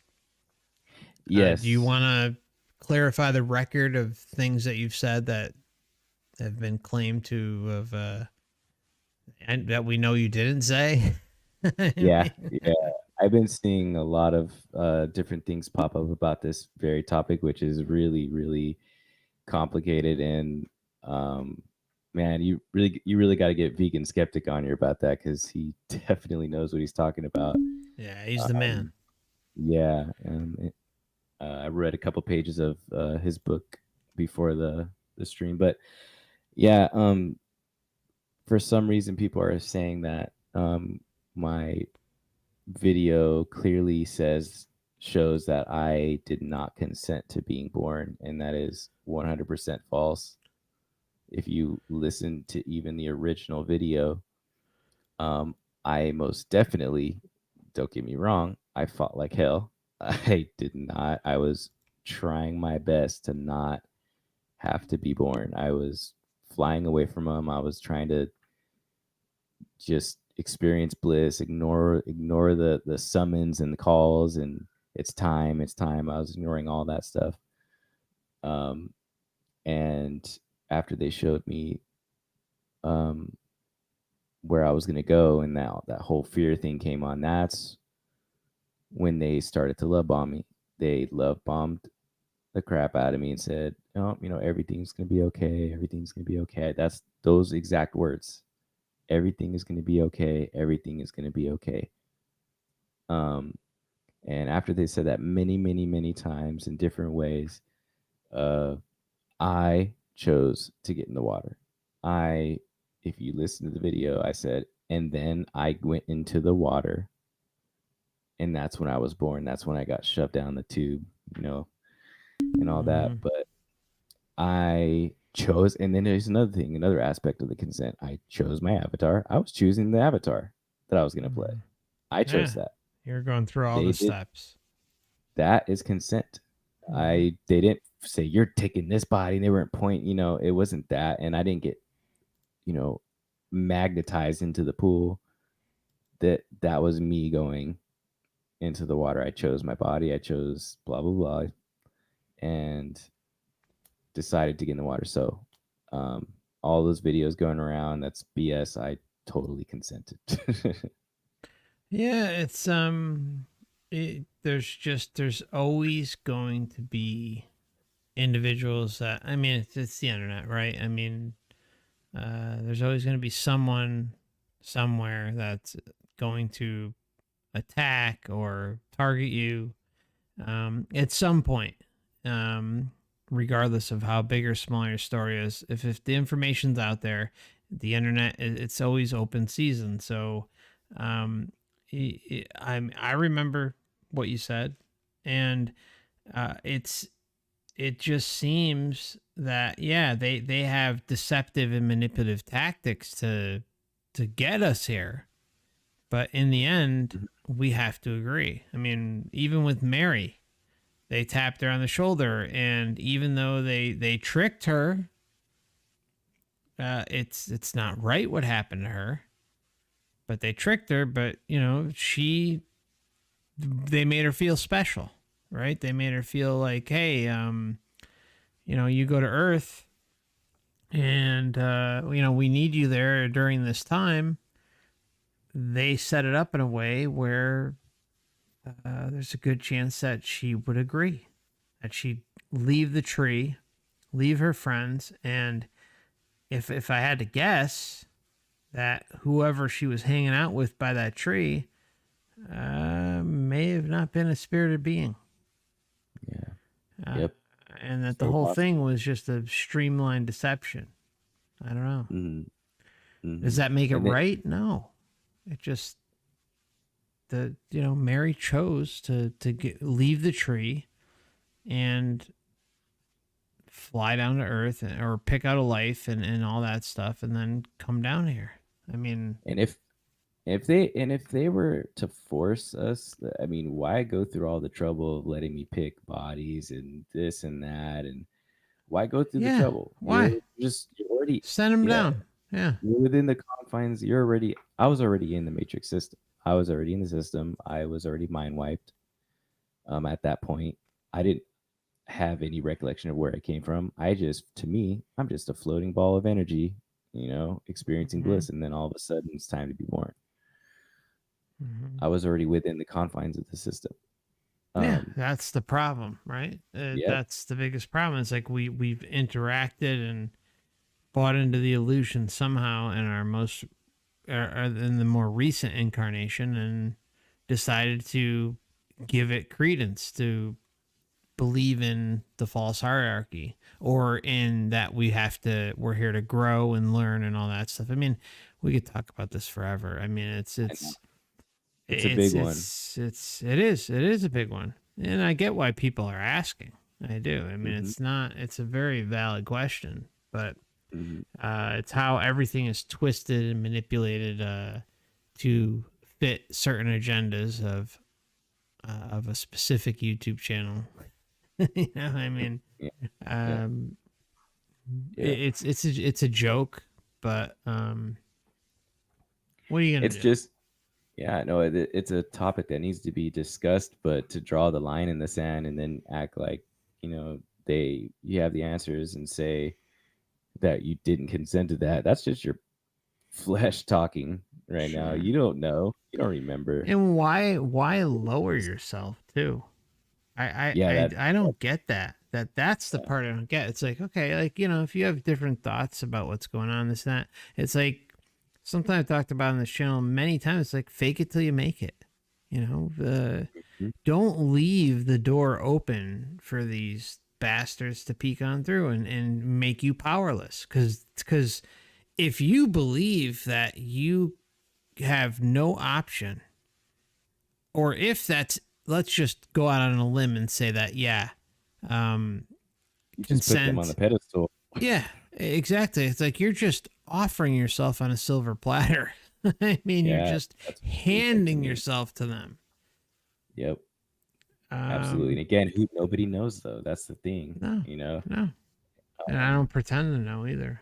I mean, but the consent thing, I think, or at least you see, I think you can kind of mix in consent with intention too, right? I think distractions and all that, and curiosity and can lead to you'll use your intention for curiosity or for something that may be familiar, and it may be a trap.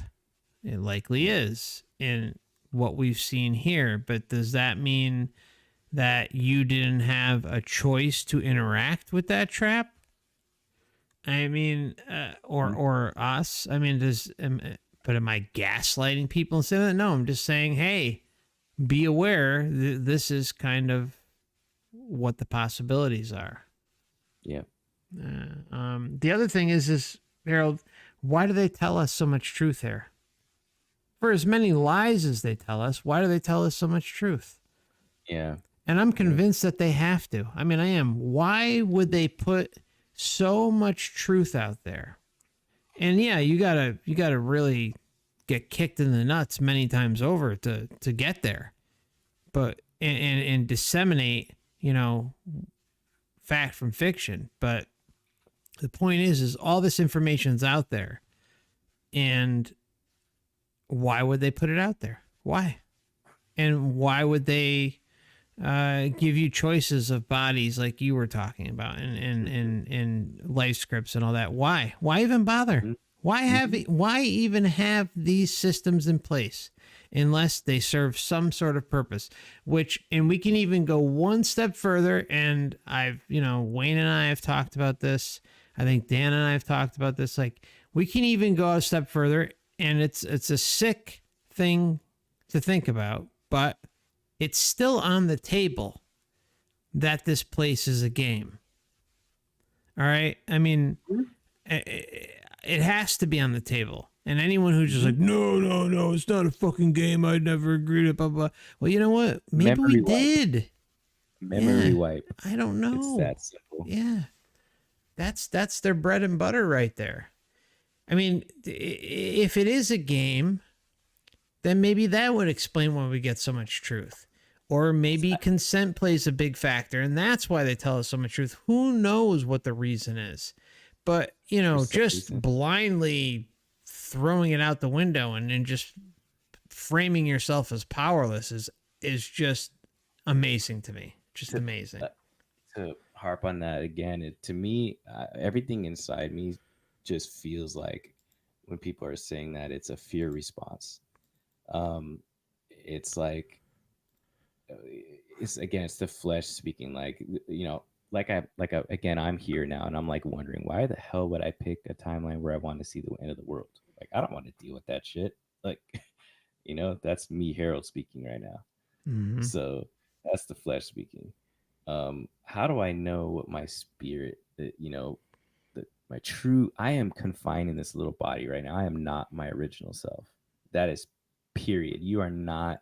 People that act like they're all these, all-knowing gurus. It's you're a fleshling just like me. I don't care how much time you spent out of your body. It doesn't matter. It just seems like a fear response to me. Agreed. Yeah, totally. Um, Hey, the other thing someone said, and it made a lot of sense, and this may be aimed at you too, is that like the whole soul trap thing, it's hard to stomach. Any of us can sit here and agree to that, right? I mean, I think we can all agree that this topic it's unsettling. It's not what any of us would want to be true, right? I mean, so someone said to me, I think it was the vegan skeptic or maybe conscious soul. I don't remember who it was, but they had mentioned, it's like if you kind of put this information out there to a truth seeker or a spiritual seeker, or whatever you want to call it, then it's kind of like the end of the road. And I think it's in each of us to keep seeking and research just nonstop like that. There's something embedded in each of us that want us to keep looking. And so when you kind of reach this topic, it in my opinion, it's the end of the road. Like it really is. Like this is the most important and safely guarded truth of our existence. Mm-hmm. Now, am I asking every one of you to believe me? No, I'm not. I'm saying go out and research it yourself. This is not some cult bullshit. I don't give a shit if you stay in my Discord or subscribe to me or are a member. I don't care. I appreciate it, but in the long run, everyone has to be content with who they are and this information as an individual. And all I'm trying to do is empower each and every one of you out there to say, hey, like this is what I see. This is my experience. This is where my research led me after all these years, these decades. And, take a look, do your own research and prove it to yourself. I don't give a shit if you stay in the Discord. I don't care. I do not care. But, when you're like a backstabbing SOB and you're a fake individual who's gotten close to me and pretended to be something that you weren't the whole time, that's the human part of me. It hurts. And, but in the same breath, everything that's happened is a blessing. It really has helped a lot because it's helped expose who is who. And if it didn't happen this year or end of last year, it would have happened a year or two down the road. So, but it's really made me question even further a lot of things about this realm and this reality and who I get close to. And then there's a lot of you out there, including you, Harold, obviously, and a number of others that, you realize who's at least, who has, I guess who's real. I hate to say real, but, because it's easy to also get lost and continue seeking and hoping that there's more and more answers out there. But I really think the one person out there who mentioned about kind of the soul trap being the end of the road, and for the everyday seeker out there that's trying to get more and more answers. I mean, like, truth seeking is an addictive behavior.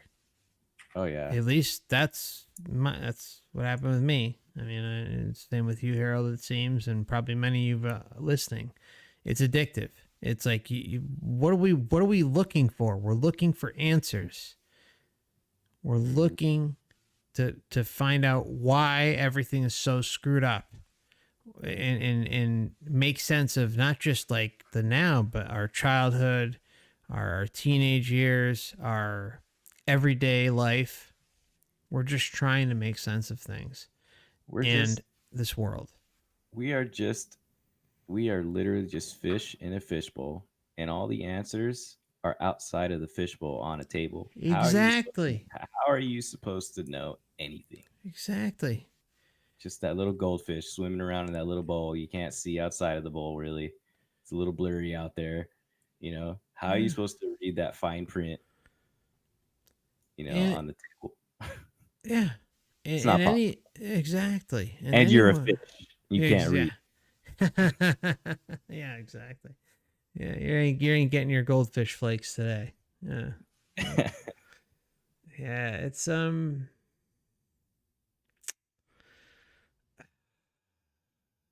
it's a mind fuck, and I think it is what it is, right? So yeah, I'm glad we got to talk about a little bit of that, but to those that are out there and went their own way, I wish you luck. But it is. I feel confident in what I have done for my own life and my own outlook on everything, and I think that's truly what it boils down to. And I've even said, like, if someone had second thoughts about everything that's going on and it's not, I would understand that. But being a Weasley backstabbing SOB, quote unquote, friend, that's, it just proved to me even more what this place is all about. And it's always the close ones, huh? It is. It's always the ones that get real close, and they every time it's like the carrot again. There's that carrot, like, you can trust them, and then at the very end they just get you, and then you try so hard to be neutral about it, not let it get to you, but it does most of the time. Well, we've of course it's gonna get to us, right? I mean, that's what the human body's built for. So that's a normal response. I mean, God forbid you have compassion and empathy and feelings, and they want us to be, spiritless and in the pits of despair and not have any redeeming qualities. They'd love that. Yep. They want you to look outside of yourself for help. Yeah. Exactly. But I mean, we kind of went off there, but a lot of this needed to be said, so I'm glad we talked about it. And the whole consent thing, don't worry, there'll be a video on that breaking everything down. So for those out there who may be confused or manipulated by a certain individual talking about this topic and mixing up my words and completely misquoting me and everything that is talked about on this channel, I get it. Everyone comes and finds this information at different times. I get it. But here's Harold, someone who is also dealing with that bullshit, along with a number of other individuals. And I guess the question I'll ask is, like, just use your discernment with this specific individual. And one more thing I want to make everyone aware of before we continue the going over this experience, is that this specific individual is going through a bunch of different videos, if not all of my videos and all of my live streams. And if you left a comment in the comment section or in a live stream, you will most likely get he'll subscribe to you. And if you have your social media or a website, or if you have a Twitter or Instagram or Facebook or a website, an email, anything, any of that stuff, he's going out of his way to target each and every one of you who watches this channel. Now, again, I'm not telling you what to think. Make your own opinion out. I'm not telling you what to watch and what not to watch. I don't care. It's just, but I'm letting you know, if you have your personal information out there in your YouTube profile, then you may want to just consider removing it. That's all I'm going to say, because this individual is a complete parasite, and he's a clown. He's a total clown. The other thing I'll say is, for anyone who knows who we're talking about, this channel has well over 20 alt accounts. And you want to get to a level of pathetic that is just unimaginable. They have all these accounts. So what they'll do is they'll put a comment out there, either with their main account or one of their alt accounts. And then they'll switch to other alt accounts and have conversations with themselves. Yep. It's a joke. It's completely laughable. And this is how this person has to prop up themselves. And this is the person that, a select few out there have decided to interact with. I mean, it's just, Enjoy. you're being played on such a massive level. It's not even funny. And it's so easy to see. I'm sorry. Go ahead.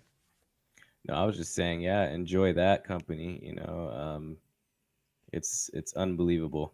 These are people that were around for a long time and just can't have a mind of their own. They're just followers. Well, and I think they like drama too. There's always like that component that's kind of pre-wired into humanity, where there's drama and this one and that and all sorts of different things that kind of catchy eyes, like even flashy titles or something, and it gets people. I mean, there's one person out there who I spent going back and forth with emails for quite a while. Their the beginning of their handle is Fractal, if I recall, and I saw some of his comments and I was just like, whoa. I mean, this is someone I spend time with, talking to, like, in emails. We didn't talk one-on-one in a voice call or anything, but it's like some of the shit I saw him saying, it's just mind-blowing. It's just, and even at the end of all this, whatever ends up happening, I can't believe we've gone down this road for this long, but a lot of this needed to be said. How do I put this? It'd be nice to just also bury it so we can actually. Yeah, back to we're very close to that. We're very learning. close to that. Yeah. But I think everybody's tired of it. I'm sorry. What did you say? I'm so sorry, Mark. I just think everybody's tired of it. Yeah, I know, it's exhausting. It's exhausting, and yeah, we'll. Yep. I don't expect anyone to continue this stuff, and it just gets old and exhausting. But at the same time, I thank you and everyone else out there. You know who you are, who've been behind the scenes helping with this issue. And whatever happens. It is what it is. All right, so let's just move along. There was something else I was going to say, but I forgot what it was, so it doesn't matter at this point. Yeah. All right. Okay. About religion, because you know they're different formats, but they all came from the same source. They all came from the Spirit. We're all connected to God. So even though, you know, God came and showed this person, and they interpreted it the way they did and shared it with their people. Another person got a message and they became the prophets, you know. And so they would share, and that became like what they call their religion. And another one theirs, and I mean, it just kept on going and going and going. But they all really, if you look at them, and I would study the major religions, and they all had the same core values of just what, do unto others as you would have them unto us. But they all said that. It's about being loving and compassionate and merciful. You know, that's the goal. That's the core of binding us together, not about dividing us. And so, I mean, if you really understood it the right way, there wouldn't be any wars done in religion. You know, none of them, because that's when they're going astray. You know. So, another question? Yes. I wanted to make a comment. It's interesting that you mentioned that it was around 1999 or 2001, which is probably around the time that I began to have a series of dreams where I was interacting with what appeared to be angelic beings. And Cool. Every time, and I don't mean seeing, you know, wings and that sort of thing, but beings that I didn't know and who were always helping me, and at some point in the dream, I would receive an infusion of love from them, and especially one of the last dreams when I said, I don't ever want to leave. And I was actually asleep and having this dream and waking out of it and knowing that something very supernatural had taken place. And when I was back in my body, it felt very sort of rubbery-like, as if I'd been somewhere. And to feel the level of love, it was like a huge hose of love that was gushing into my heart. Yeah. And I remember hearing a little flutter that sounded like it was on the blinds in our bedroom. And I told my husband, I said, I think something is in here. And I thought it was a bird or something because it sounded like a little flutter.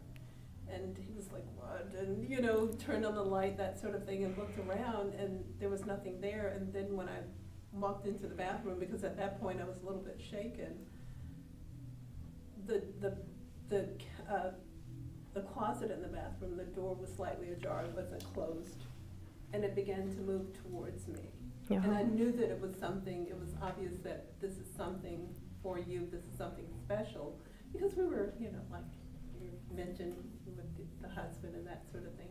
But my thing is, why did it have to take that period of time before I began to realize the power of love for humans and in my life? And it really began to shift my perspective, and even about my religion, which is Islam. You know, I was raised a Christian.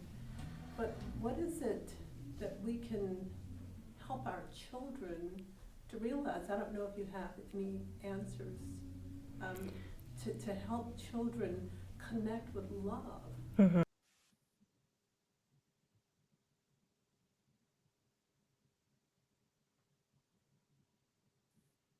You guys hear me here? Let's see. All right. So how awesome of a question was that? I mean, I think whoever asked that question is totally spot on.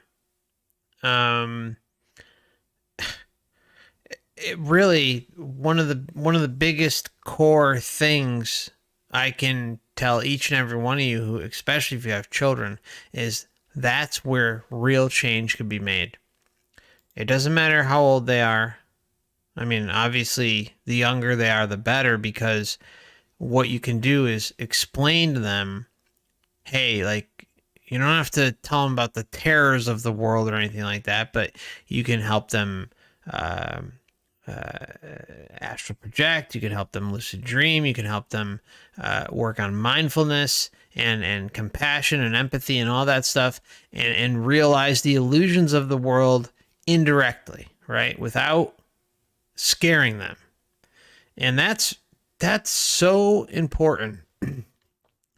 Is helping the younger ones who are coming into this world, because the ones that are being born now are walking into a transhumanist nightmare.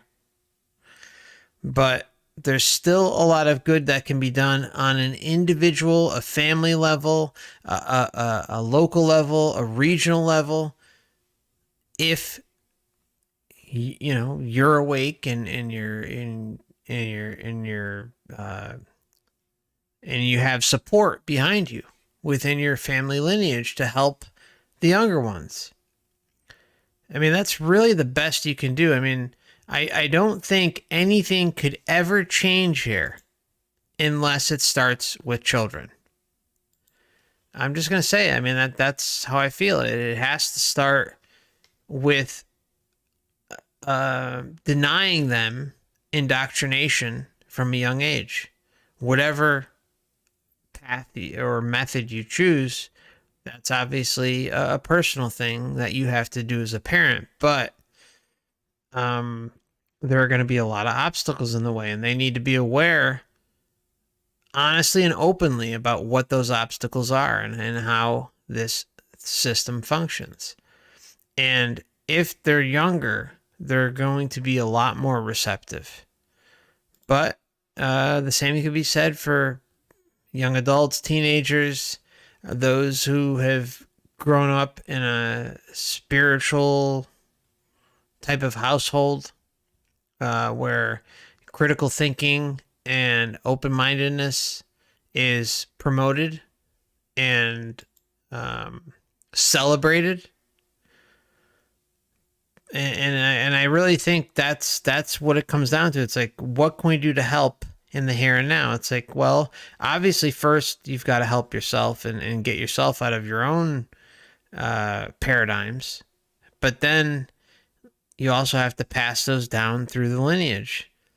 Write it down, type it up, print it, talk about it to those that you're close with, especially if you have children. But also don't blame yourself either. If you've got a child who is in their late teens or the 20s or the 30s or 40s or 50s, doesn't matter what age it is. I mean, you did the best you could in the time period that you were born in what you learned and what was indoctrinated into you. And there's no reason to ever blame yourself. I want to make that clear because I think that's extremely important. Just do what you need to do. And if you can break through that programming and they're kind of at a certain age where they're going to think a certain way, you can still poke holes in it. It's just going to be a little more difficult. But if you have a younger child, you can, the amount of help that you can provide them in improving their path while they're here, not just today, but tomorrow and throughout the rest of their life, is there's no price you can put on that. So, Harold, I know, you've got some children, and how have you approached any of this? Have you kind of just waiting, and because I know you got younger children too, so how have you kind of approached that? With my oldest, we definitely have some pretty deep conversations. I haven't gone too far into depth about this. I'm sort of doing baby steps for multiple reasons. I think one of those reasons, and that's in regards to some things going on. Sure, So sure, yeah. with that one's I have Yeah, you to don't be have to careful. talk about that. Yeah. Yep, yep. I have to be Mhm. careful. And then the youngest, I just speak to him plainly. I ask him questions all the time. I'm like, "Do you remember what it was like being, before you were born?" And I talk to him, and I just have just regular conversations, just try to like spark his interest. And uh, yeah, I'm gonna be doing exactly that. I'm gonna be trying to do whatever I can to let him see the patterns. Sure. Show him the patterns, show him the symbols, show him everything, all the things that I have seen and that I see every single day. I will point them out and just, watch him grow, watch him use his own discernment. Uh, That's all you can do. yeah. Yeah. Yep. Yeah, that's great. That's great. And yeah, everything starts with passing it down. Yeah. Because we're humans, we procreate. I mean, we the kids are gonna pop out in your family lineage no matter what. And if you're able to just have an honest discussion, but not overwhelm them, and like you said, you're slowly just kind of dripping the information here and there, symbols and this and that and this and that. Yep. Like they're gonna grow up and respect you even more and say, "Whoa, I see what Dad's talking about. I see what Mom's talking about," and Good time. and that you cannot ever. There's no price in the world that you can put on that. And I'm gonna and have a lot of things I'm gonna have a lot of things in place for future generations. I don't yeah, want to. For some reason, something's telling me not to go into too much detail about that, but I'll tell you privately. But I'm gonna be sure. doing some things to set my family up. And somebody asked me, why did you bother to have children? And it to answer that really quick, it was definitely before I knew anything about this. Yeah, and that's And what everyone says. yeah, Yeah. it's life scripty. Mhm. My life led up to that. Let's just put it that way.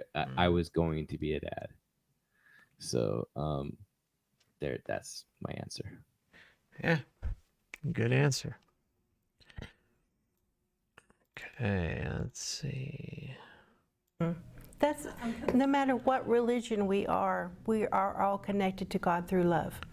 And if we do the opposite, like I said, a positive, negative, if there's groups of no matter what religion, there's always going to be those strands that are more violent.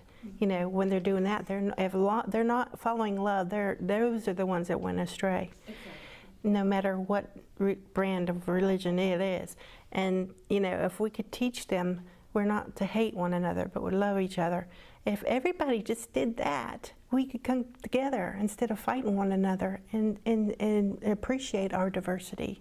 I'm wondering if they're experiencing that, because up until that point in my life, which was right around 40, I hadn't experienced love like that as a being on this earth before, not that I ever remembered. Mm-hmm. And I don't know if it's something that there's a way that you can kind of help children realize and to experience love on that level. Mm-hmm. That maybe they can avoid a lot of the selfishness and the ego, because I was really like to me, even though I was always spiritually seeking, and that's the way sort of my mom reared us, more spiritually than religious, but it's as if you want children and younger people to realize this at an earlier age, instead of I do making too. all of these egotistical Mm-hmm. mistakes and selfishness and not being open. Ever since, when I had with my children, I tried to teach them, and that was one of my memories too, is I was going to be blessed with another child, which is my daughter, but she was not going to be a difficulty for me. She was going to help me and support me in sharing what I'm doing here now. And look, she's right here doing it. So everything that I saw came true. Yeah, well, that could be a good example, as I was raised like this, and so it was all very normal to me. Yeah, I was open to her. She knew my experiences. I it was when I finally realized most people didn't think that way, and I thought that was really bizarre. So I guess it's just the consciousness level of what you're giving to the children, because I was just raised like that anyways, you know? And so it was very natural. And that's one of the mission of people that had near-death experience or pre-birth memory, is to bring consciousness to this world, that the values of love and who we really are could help more everyone raise the kids, or the environment, the school environment. We have, Marie-Jo and I have a friend in Ivory Coast who is a near-death experiencer, and he would love to start an orphanage where actually you can teach the children with the memory of, of pre-birth or after, near-death experience. You can start teaching them the way of love. I wish, So that would be I the wish ideal. all, It's all, a good world if we can start. I wish all religions did that with their children instead. Them trying to capture them and making them soldiers. I'm like, no, teach them to love one another. That's the message. And if you want them to have a better world, you got to start with them, because once they are conditioned to this world, they're brainwashed, and they go astray, and they do all the things that the fighting continues. You have to start when they're young. I mean, really, that's exactly what we were just talking about. Isn't it incredible to hear it from the opposing perspective, or opposite perspective, whatever you want to call it. It's not even opposing. It's just, hey, look, she's still brainwashed within the Matrix, had incredible formative experiences, and at the same time, she's telling you, it starts with the children and refusing them indoctrination. I mean, that's what it's all about. It's more effort, but there's no price you can put on effort for helping your own children out, or cousins, or aunts, or uncles, or grandmas, or grandpas, or anyone that's willing to listen, or at least contemplate, not even listen, but just at least consider that everything isn't what it's cracked up to be. When you growing up, we chose these difficulties that would change your perspective, and when you had a difficulty, you think, okay, I chose it, what am I learning from it? And if I don't learn from it, I'm going to keep repeating it. Yeah, true. Yeah. When you said that, I was like, oh, I chose this. Yeah. So if you have a difficult challenge, think, what am I supposed to learn through this? But I'm thinking, oh, that's interesting. What if you grew up, though, knowing when you hit difficulties like, no, this is part of your plan, so learn from it and move past it and get to the next one. Right. I think that'd be important. I mean, it is part of your love, but I think right. instead of people being resentful. Right. Maybe. We should not be resentful, because they're all learning experiences that we plan to do this. And the difficulties we choose, they're teaching us how to handle life and how to handle one another. So if we just get that perspective instead of fighting back all the time, it's for a reason, that these pop up. Which one? Yeah. My daughter got this from her life. She teaches Sunday school. She followed my footsteps. I did that too, teaching children at a Unity church. And this was in the library. It's called My Invisible Friends. And it's by Michelle White Dove. And it's talking about pre-birth memories. Michelle White Dove. Yeah, it's amazing. She's a psychic medium. Karen Baldwin is too. She does the same thing. Both of them were used in the police detectives to try to locate things and stuff. Let's see, she talks about, being up in heaven and looking down on earth. All of us talk about this, they see it beforehand who their parents are going to be and choosing them. She's telling the whole story, and it's so cool. She just told me this a week ago, and I'm just so thrilled. I said, this is something that I wanted to do. And I see even the style, that's how I would draw pictures. I said, no, I don't have to do it. She did it. So I'm happy. But she's talking about pre-birth memories and about look at the rainbows. Angels are always working behind the scenes in your life. Yeah. Giving you those hints and guiding you in certain directions. Roy talked about the rainbows, remember? And yeah, so this is really amazing about the child coming into the womb. So I'm just excited. This is for, written towards kindergarten through second grade, I think she said. But it's just amazing. I said, I'm so happy she's teaching and she's trying to reach out to the children. But regular, whatever religion you are, and like if I were to show this in church, they would, at a regular church, Unity's fine with it. But but if I were to read this to the kids at church, the congregation probably would have a fit because they talk about pre-birth memories. But it's true. So I mean, they're the ones that are blocked. It does. A lot about pre-birth memories and about. It just flashed. Does it end? It's just that it's not up, but you can find scriptures that talks about it. And God also said that Jesus was in his womb before time. Yeah. I knew you before you were in your womb. Before you were born, I knew you before you were born. Mm-hmm. So it doesn't mean that he knew the spirit before he was born. And, it's amazing that, I think creation, when it says that God created, we are created in spirit form first, in the light, and then we come on earth. But that part of living in the light is never taught here because nobody has the memory, so we are not going to teach something that. Or if they did, because people have in the past, but they were murdered for saying it. So I'm like, what can you do? You tell them and they don't believe you, and they want you to shut up. Those of us who haven't had the experience, how do we get past the veil? Or can we? That depends on what you chose. Okay. If you chose to do that, you will, And there's perfect timing for everything. So, I mean, we don't remember when the timing is, but when you're supposed to remember and you break through that veil, it'll happen.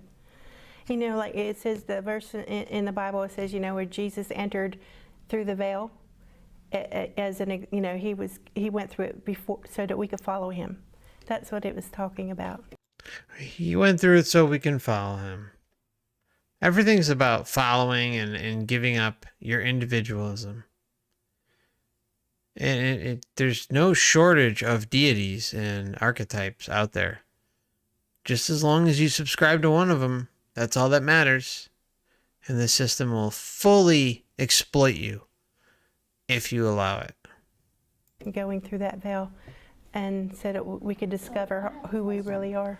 So then, like you were saying, it was revealed to you when you were around 40 or so, and you had this infusion of love, and now you feel differently, and it sounds like you feel differently. Why don't we all, why can't that happen to us all when we're young, and so that we grow up knowing this? I wish that, and I have prayed for that. I wish everybody would know it at an earlier age, but it's all to do with free will. God does not interfere with free will. Because things would happen throughout my life as a childhood that I didn't understand. Like I saw a ghost one time, and I shared it with my mom, and she said, "Oh, that was a dream." I'm there. It wasn't a dream. So I could have, denied it and just put it like, "Oh, it was a dream," and then I'm shutting the door to that explanation of what the truth was. But I didn't. I said, "Well, I want to find out, and I just don't know." So I just put it in the back of my mind on a bookshelf back there. And then I found out, that what I saw, was real, and I got confirmations. And, it comes, but it might take 30, 40, 50 years before you get the confirmations, But there's a reason, because if we learn things too early before we're ready, is like Scripture says, you could break the vessel, because we're not ready for it. There's a perfect timing, and we have to be gentle, because we don't want to shatter anybody, especially if people are really ingrained and brainwashed to think a certain way, and you tell them this, they think it scares them because it's so bizarre. I mean, it scared me in the beginning. I was just the same way, and so I understand, people being fearful of it. And it's an honor, like we are all in this room and you are here. It's an honor because we are connected with the afterlife, even if you didn't have the experience, but just you being here and interested. It means that your time has come to be connected and to awaken to understand things. It's amazing. It's an honor. It's a big honor. How many millions and millions of people will never even live their life with hatred and anger, and then we are here, we are in this place, and we are receiving all that knowledge. Sharing your story. It is, yes. Instead of keeping yourself shut off. Yes, Share it, and that will affect the children. it will affect others, yes. That's what we do. We want to open other people to awaken and to be able to live a better life here with peace, like you were saying so well, Caroline. The peace and what once you know that, like what Sandy was saying, once you know that you plan it, you live with more peace. You receive the challenges. It's hard, it's painful, but you recover quicker, because you know, okay, that's not real. It's a matrix here for me to study. Let's move on. You recover faster than any other person who would keep their resentment for all their life.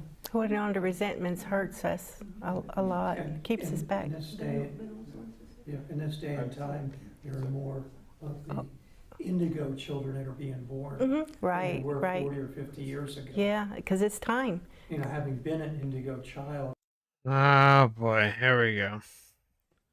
All right, can we just talk about indigo children just for a minute? I mean, this is something that makes someone, it feeds the ego, right? It's just like those who have NDEs or not even necessarily NDEs, but just very, very formative experiences where the matrix steps in and it feeds the ego. It's like, oh, you know, I'm an indigo child. Oh, I'm on a mission. I'm on the, you know, I'm supposed to do this or that or this or that. You know, I mean, all it's doing is stroking the ego to get them to continue to believe in the system. And it just goes on and on and on and on. And it gives people comfort, right? I mean, again, who wants to come to the conclusion that this whole system is a goddamn soul trap? Not me, not many of us, right? Nobody wants to acknowledge that, but when you're brutally honest and look at everything in the data and the breakdowns and how this all works, it's clear as day. I mean, in my opinion, it can't even be refuted. I mean, it's right in our faces how obvious it is. But, you know, of course, like we were talking about earlier, about the discussions that Wayne and I had, and I believe Dan too from Overwatch's Overwatch channel and Overwatch project. And by the way, check out Wayne's website at trickedbythelight.com. His website's a must-see if you're researching or new to the channel. You'll find information at both of those locations, as well as here, obviously. But this is how deep it goes. This is how deep it goes, to keep propping up the illusion that, you know, hey, everything's fine. It's working the way it's supposed to work. Meanwhile, you know, the obvious is happening all around the world. And and then you can kind of go a step further and question and say, why? Why are things so screwed up? Why can't humanity, after, I don't believe humanity's, you know, a few thousand years old by any stretch of the imagination, but for argument's sake, let's just say it is. How come humanity has had such a problem with doing right by its own on a global or a mass scale? We'll take global out of there, but let's just say a mass scale, right? Because it's not supposed to happen. The system is functioning exactly as advertised. Or not exactly as advertised, but it's functioning the way it's supposed to function. And meanwhile, you have all sorts of excuse makers about how and what this experience is. Meanwhile, it's all based on those who want to give away their sovereignty, via their intention or deception, whatever the case may be. But once you're in, that's where the problem persists. Like, I think kind of once you're in here, it's like all bets are off. It's like it's designed in a way for us to get lost. But does that mean it's right? Of course not. But I'll leave it there. I don't know if you have anything to add on that. Here, we'll keep going unless you No. I was just gonna say maybe I don't know about you, but I've never seen any purple children walking around. No. And it's kind of, who knows what's going on as far as if like there's dreams or out of body experiences. And then there's like the whole indigo child in general. The phenomenon is ridiculous. And that's straight out of the New Age. There's New Age and ufology. I mean, it's like indigo children, crystal children. yes, the crystal children. It goes on and on and on. Yeah, it never ends. It just feeds the ego. Makes someone feel special for this lifetime. Meanwhile, they're getting shivved in the back the moment they die. The whole time actually, but especially when they're on their way out. There wasn't a path for me to go through, except the traditional path, which was so restricting. Right. But now the paths are open. It's restricted. As far as, for instance, being here and being realized, it's like a stepping stone. When you do a step up, more things are revealed to you. True. Because you have a more firm base to go to. And then as you get comfortable, you can go to the next level. Right. It's like getting used, it's like being a fireman and what it's like first to go up a ladder that's only 20 feet tall, and then to go up one that's 50 feet tall, another one's 100 feet tall. And be able to do it with purpose and confidence, so that when you get up there, you can do things instead of being frozen by the height. And it's the same thing in life with our spiritual path, and for those of us that have experienced the other side of the veil. And I look at the veil as sort of like, at times, there's a spigot through that veil that I can open up and just go, and then it's a new world for me again. That's amazing. Ben went. I actually like you with this young lady had. Thank you. I just had a question about, so I just feel like in the current day, there's just so much hate being broadcast around the world, particularly in the news. A lot of our world leaders, there's that toxicity that's coming through almost on a daily basis. And for me, at first it made me really angry and hateful.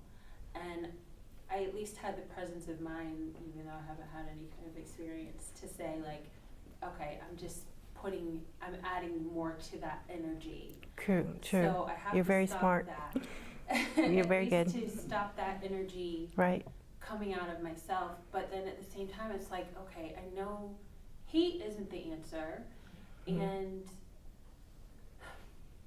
trying to at least kind of connect to someone who is very different from you, it's still very hard because you feel like this person probably isn't going to change at all, but I know that hating them isn't the right answer.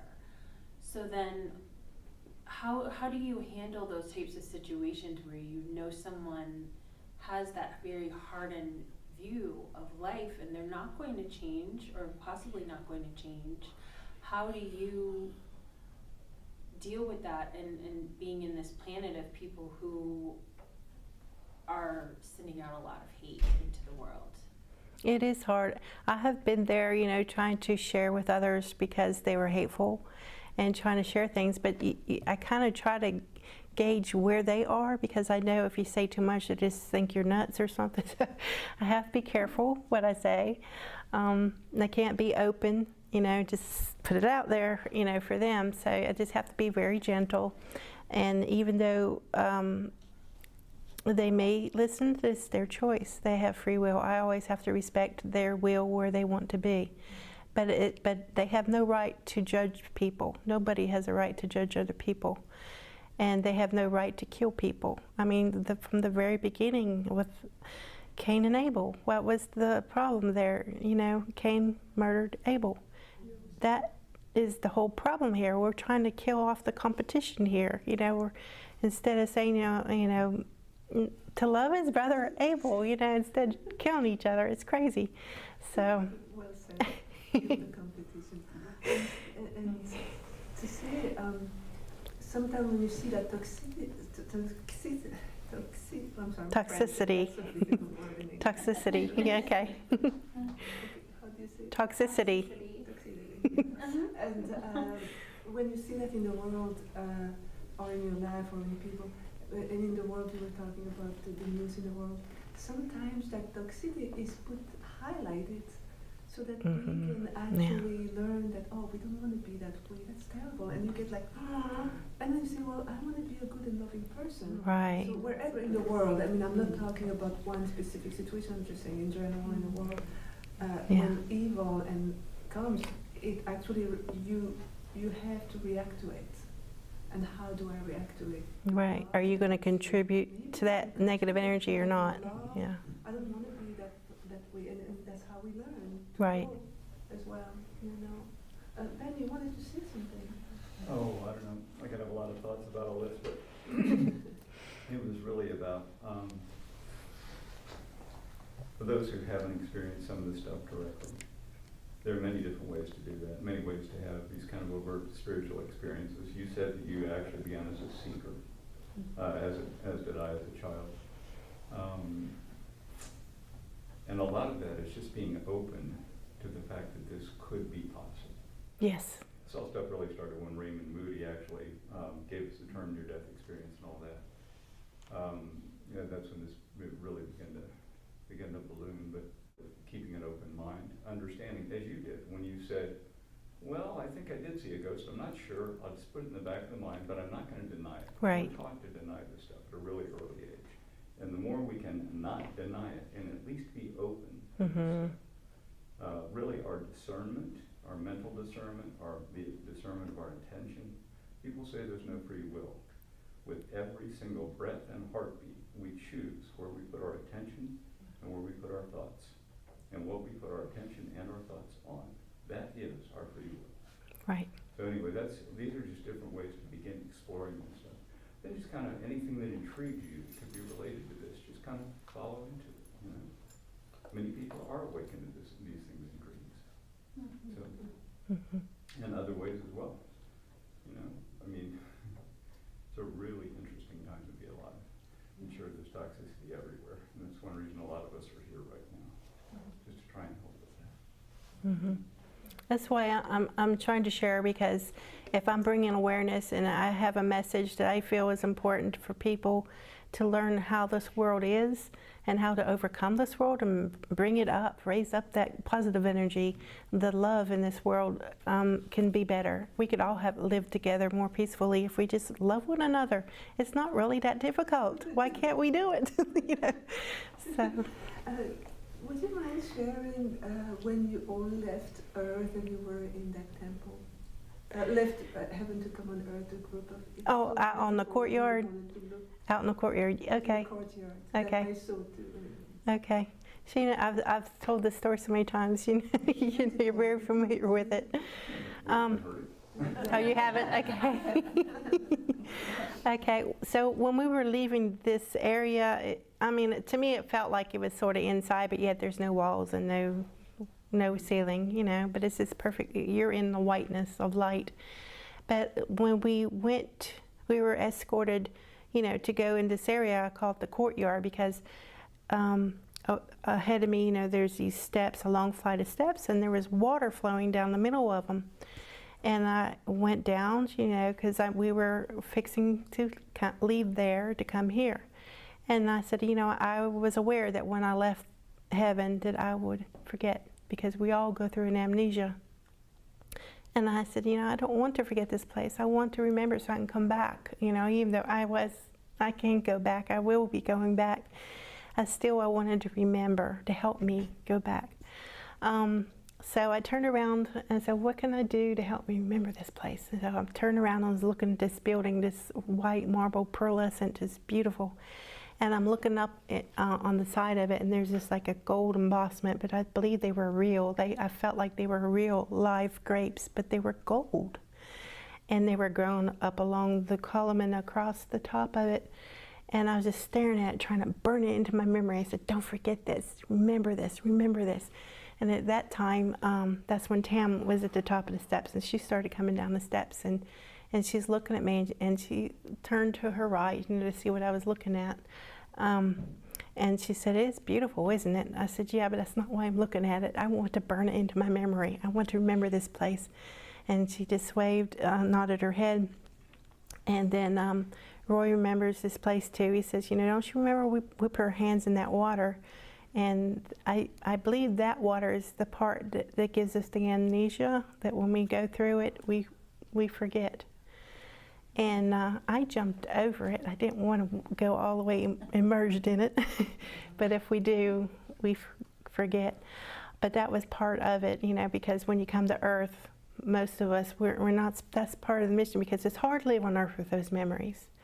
And some of the things that I saw in my connection with the Spirit that taught me things, showed me the very beginning, showed me creation. I saw the, you know, how everything was formed, and it was so fast, and it's a long story too. But I saw, you know, even the first physical beings of a man and a woman. When they first came here, they didn't have that veil, and they had memories of heaven, but they were here because, it's not because they ate the apple, you know, that has a symbolism. It's because they chose to learn about this realm with the positive and negative contrast, because they want to know more about life. They want to know who they were, who is God, what's the difference. They had questions. And so God wanted to make a place like this world so that you can explore. I mean, it's a perfect setup to explore from one extreme to the other. There's not as many planets like this, you know, in creation that has so much diversity. And we looked at this like this was a jewel planet, because it had everything all together on one planet. You know, you had the contrast. And this is a difficult realm, but you learn the most in this realm. And we wanted to come here because we thought it's so beautiful. You know, you got the mountains, and you have the deserts, and you have the ice polar caps, and all these extremes, but they're so beautiful together, and we could choose from one thing to the other all in the same lifetime. So it was such a beautiful place to go that we wanted to come here. We would look forward to it. But yet, it was just still something about me. I didn't want to leave there because I knew I was going to forget it. And so, is that covering kind of what you wanted me to cover? Okay.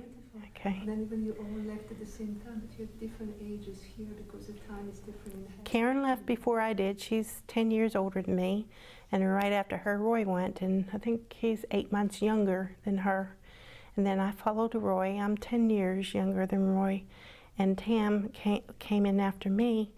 But, you know, before she left, she wanted to peek in to see what it's like down there. So she was telling me this story. She said she looked into this, like, spiritual window. And when she looked in, she saw a little girl tugging in the living room. She was pulling against her mother, and she's digging her toes into the carpet.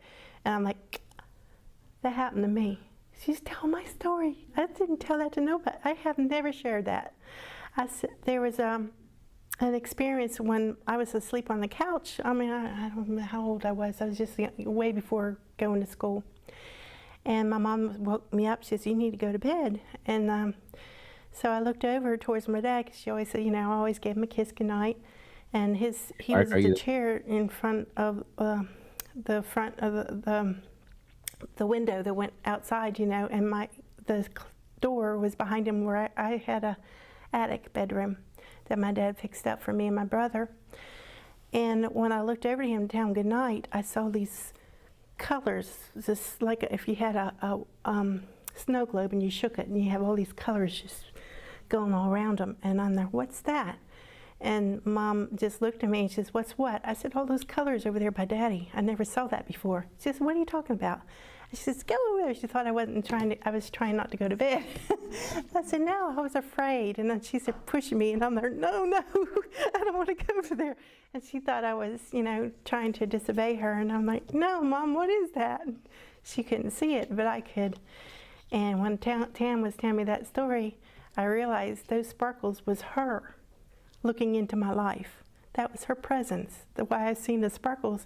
And she was telling me that story. I said, and she said the spiritual window would appear. And then I said, now it makes sense why I saw those sparkles. I mean, that happened such a long time ago, but now I need to know why. So there's a lot of things that we connected with that I would never have known. But I did write about that in my book. Mary Jo. Well, I was struck by when you were sharing in relation to the book that your daughter had recommended that was used at for where she was teaching.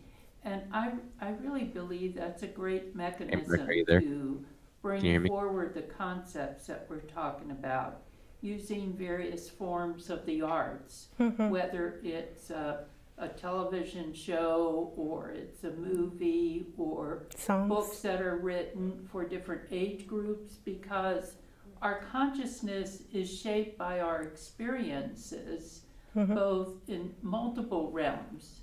And we really, when we get irritated, and a lot of us do with what's going on in the world, the way to counterbalance it is by using our gifts in the realms that we can to bring forward the ideas that are important to us. And when I watch that my grandkids, when they're playing with different things or watching different shows, I'm just really aware of what that is, how that's influencing them and who they're going to become. Right. And I keep thinking, how come we don't take the time to create what we really want? Right. This world can be a lot better if we were conscious of what we choose. And this is just kind of a silly story, but for me it really had an important impact. Father's Day is coming up in a couple of weeks. We just had Mother's Day, right?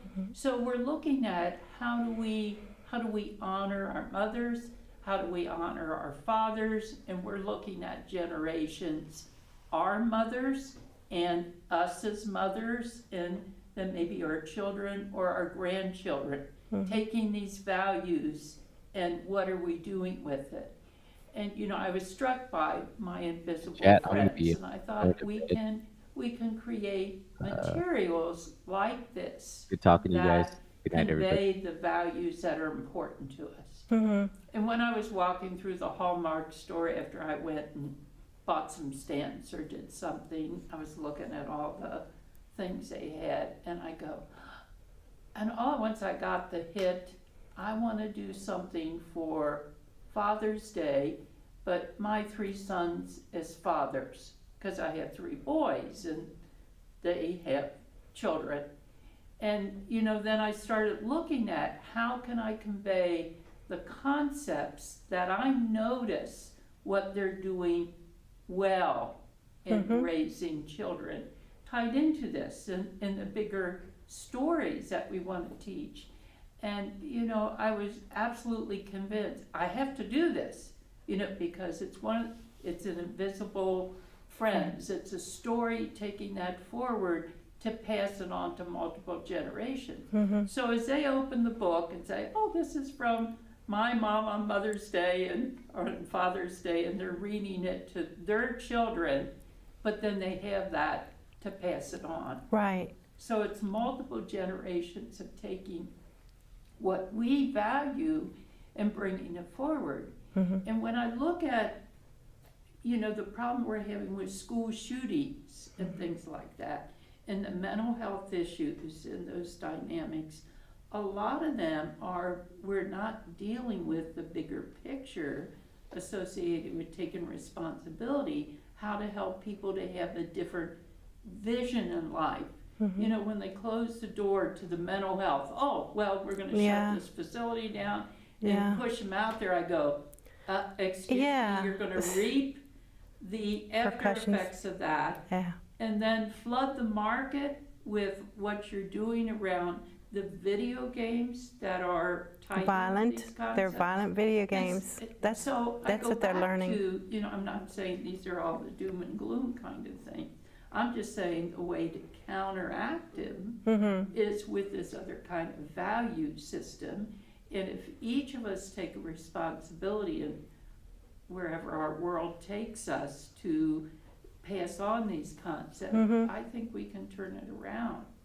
And We I can. loved what, you know, was said, that I got really angry with this, and it was when you were saying, I got really angry with this, I go, yeah, I have to watch that one too. I go, all right, now I gotta turn it around, because if we don't, We're just reaping the same thing, the violence. We've got to stop it. It repeats itself. Yeah. Yeah. What helps me is to know, like you were saying, that this world is a world of the two, you know, the duality, and that this world is one of balance. And when we see the negativity, we need to know that also existing on earth to balance it is that positive. Yeah. So that, you know, that lessons need to be taught in these ways. It's like it's a perfect setup. Right. We learn a lot through the negativity, but we still got to bring back that balance, you know. And if in the news, you basically hear bad stuff, and then it affects us. You know, we get the energy, and we feed off of it. It makes us angry, you know. And we need to bring it back into balance. You know, bring that love back in. And you know, if you see something makes you mad, how can you do to make it better? You know, it's brought up to. It's perfect training. Yeah. Yeah, and it is true that energy-wise, the negative and evil and darker energy are heavier matter than the light energy. Light energy is lighter, and that's what makes it so difficult for us here to bring that world, because the thickness of the darker energy is a thicker energy, and that's, you know, we think we do nothing, but we all actually emanate energy, whether it's good or negative. And when if we don't speak, but we just think positive thoughts and loving thoughts, it actually reflects on the other person. And we were just watching that at the Rhine Center with when we went the last time. Remember who was the neurosurgeon was there?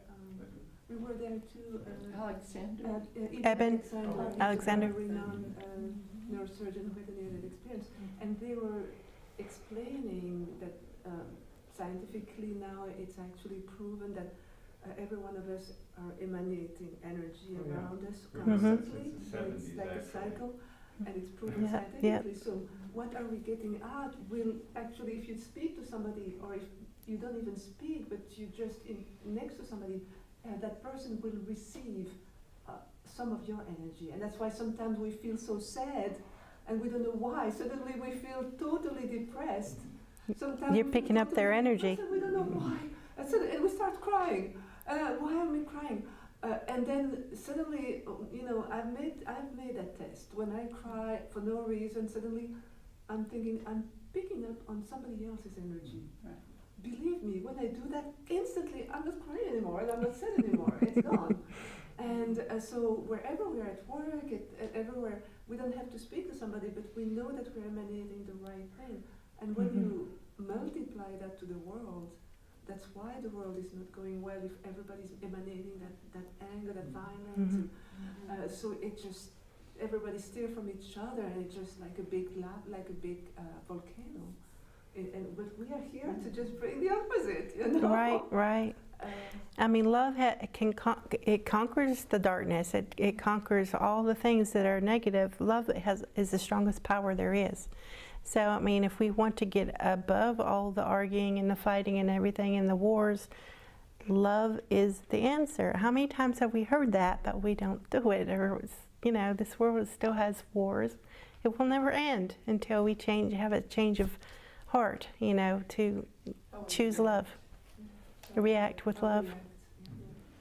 But my daughter, though, she's an example of being raised with me. She was born after I had my near-death experience in 1984. She's born 87, and she's teaching, at a Unity church. So it's got to start while kids are young, because if she was an adult and then, you got to be open. It's hard to teach somebody out of the blue, what you were taught isn't, exactly right. You got the truth, but little bits and pieces are misunderstood. So let's get back on track to the message, of that God wants us to love one another and respect one another. And, that's what it's all. And if we all did that, wouldn't it be a beautiful world? We got such beautiful mountains and the scenery from one thing to another, how beautiful it was. That's why we came here, to explore it, because it's such an amazing place, and it doesn't have to be so difficult. I think there was another children's book, if anybody was interested to write down. So you got My Invisible Friends. Mm-hmm. Was that The Little Soul in the Sun? Is that Neil Donald Walsh? Do you remember He did a children's book? Neil Donald Walsh? If anybody wants to write down The Little Soul He did in the Sun. Conversations with God. It's a children's book based off. Oh, okay. And that one's I think you did tell me about that, but I hadn't seen it. The Little Soul in the Sun. Oh, okay. That was great. It shows how they prepare before coming here, and how one is he wanted to learn forgiveness, and how his friend decided to be what on earth it would seem like your pain, but an enemy. Blessing, and they were getting ready to come here to prepare themselves to come here to do that. Mm-hmm. It was fantastic though. Yeah, that's beautiful. Okay. Yeah, they said, and he said, just remember, she said the one that was going to come here that was going to be a difficulty for them. She said, just remember who I naturally am, because I might forget myself, and someone else might have to come back to remind us who we are. It was a great book though. That was a little children's book. The Little Soul in the Sun. It did turn off, because it probably is about to turn off. I wanted to show you something, but I can't. I have to take this off. Let me turn.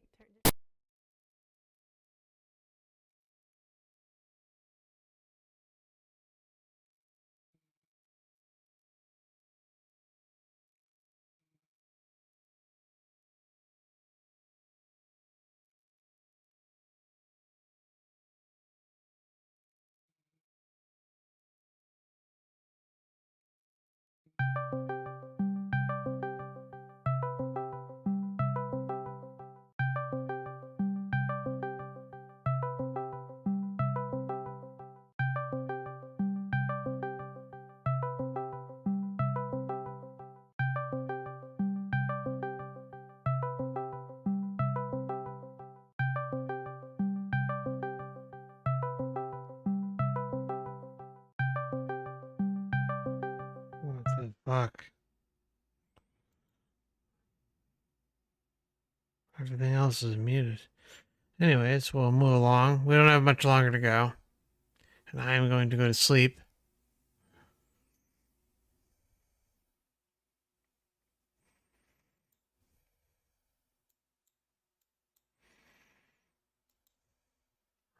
Okay.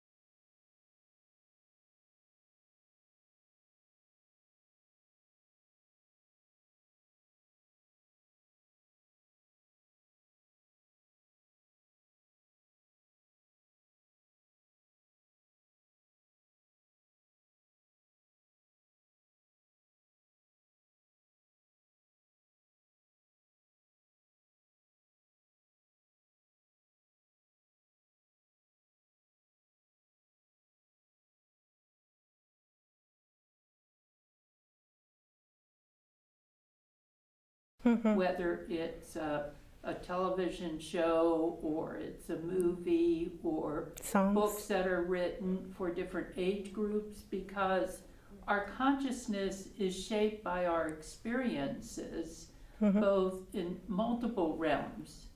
And we really, when we get irritated, and a lot of us do with what's going on in the world, the way to counterbalance it is by using our gifts in the realms that we can to bring forward the ideas that are important to us.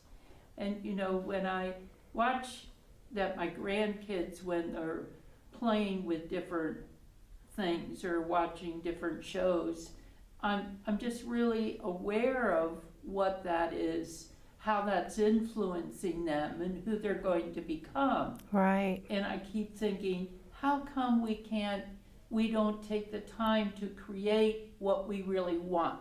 Right. This world can be a lot better if we were Right, conscious of what we choose. And this is just kind of a silly story, but for me it really had an important impact. Father's Day is coming up in a couple of weeks. We just had Mother's Day, right? So we're looking at how do we honor our mothers, how do we honor our fathers, and we're looking at generations, our mothers and us as mothers, and then maybe our children or our grandchildren, taking these values and what are we doing with it. And I was struck by my invisible friends, and I thought we can create materials like this that convey the values that are important to us. And when I was walking through the Hallmark store after I went and bought some stamps or did something, I was looking at all the things they had, and I go, and all at once I got the hit, I want to do something for Father's Day, but my 3 sons as fathers, because I have 3 boys and they have children.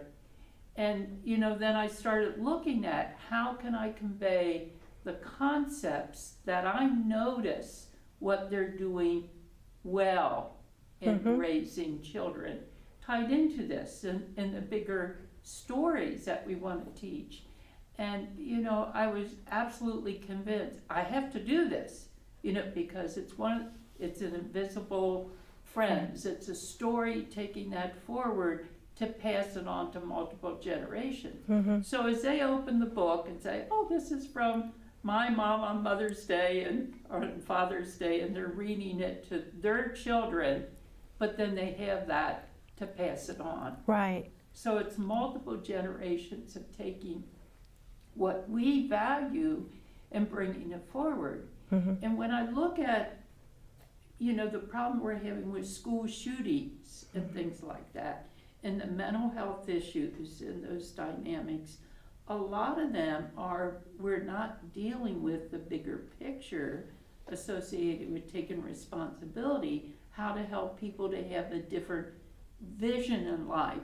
When they close the door to the mental health, oh, well, we're going to shut this facility down and push them out there, I go, excuse me, you're going to reap the after effects of that, and then flood the market with what you're doing around the video games that are tied violent. To these concepts. They're violent video games. That's what they're learning. I'm not saying these are all the doom and gloom kind of thing.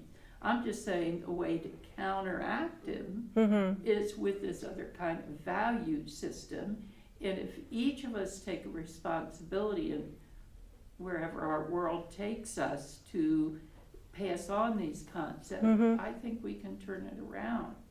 And I loved what was said, that I got really angry with this, and it was when you were saying, I got really angry with this. I go, yeah, I have to watch that one too. I go, all right, now I got to turn it around, because if we don't, we're just reaping the same thing, the violence. We've got to stop it. It repeats itself. Yeah. Yeah. What helps me is to know, like you were saying, that this world is a world of the two, the duality, and that this world is one of balance. And when we see the negativity, we need to know that also existing on earth to balance it is that positive. Yeah. So that, that that lessons need to be taught in these ways. It's like it's a perfect setup. Right. We learn a lot through the negativity, but we still got to bring back that balance, you know. And if in the news, you basically hear bad stuff, and then it affects us. You know, we get the energy and we feed off of it. It makes us angry, you know. And we need to bring it back into balance. You know, bring that love back in. And you know, if you see something makes you mad, how can you do to make it better? You know, it's brought up to. It's perfect training. Yeah, yeah. Yeah, and it is true that energy-wise, the negative and evil and darker energy are heavier matter than the light energy. Light energy is lighter, and that's what makes it so difficult for us here to bring that world, because the thickness of the darker energy is a thicker energy, and that's, you know, we think we do nothing, but we all actually emanate energy, whether it's good or negative. And if we don't speak, but we just think positive thoughts and loving thoughts, it actually reflects on the other person. And we were just watching that at the Rhine Center with when we went the last time. Remember who was the neurosurgeon was there? We were there too. Alexander. Alexander. A renowned neurosurgeon with a near-death experience, and they were explaining that scientifically now it's actually proven that every one of us are emanating energy around us constantly. It's like a cycle, and it's proven scientifically. So what are we getting out will actually, if you speak to somebody, or if you don't even speak, but you just next to somebody, that person will receive some of your energy. And that's why sometimes we feel so sad and we don't know why. Suddenly we feel totally depressed. Sometimes you're picking up their energy. We don't know why. And we start crying. Why am I crying? And then suddenly, you know, I've made that test. When I cry for no reason, suddenly I'm thinking I'm picking up on somebody else's energy. Right. Believe me, when I do that, instantly I'm not crying anymore and I'm not sad anymore. It's gone.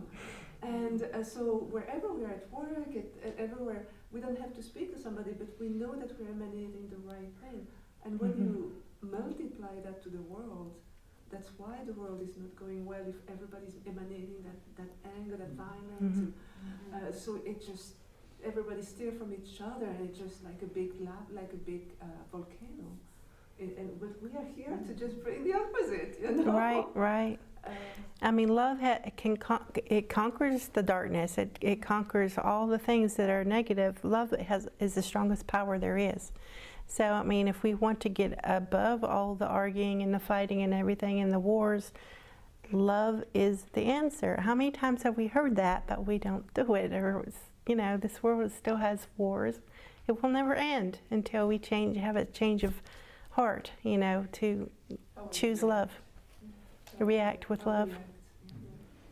But my daughter, though, she's an example of being raised with me. She was born after I had my near-death experience in 1984. She's born 87, and she's teaching, you know, at a Unity church. So it's got to start while kids are young, because I mean, if she was an adult and then, you got to be open.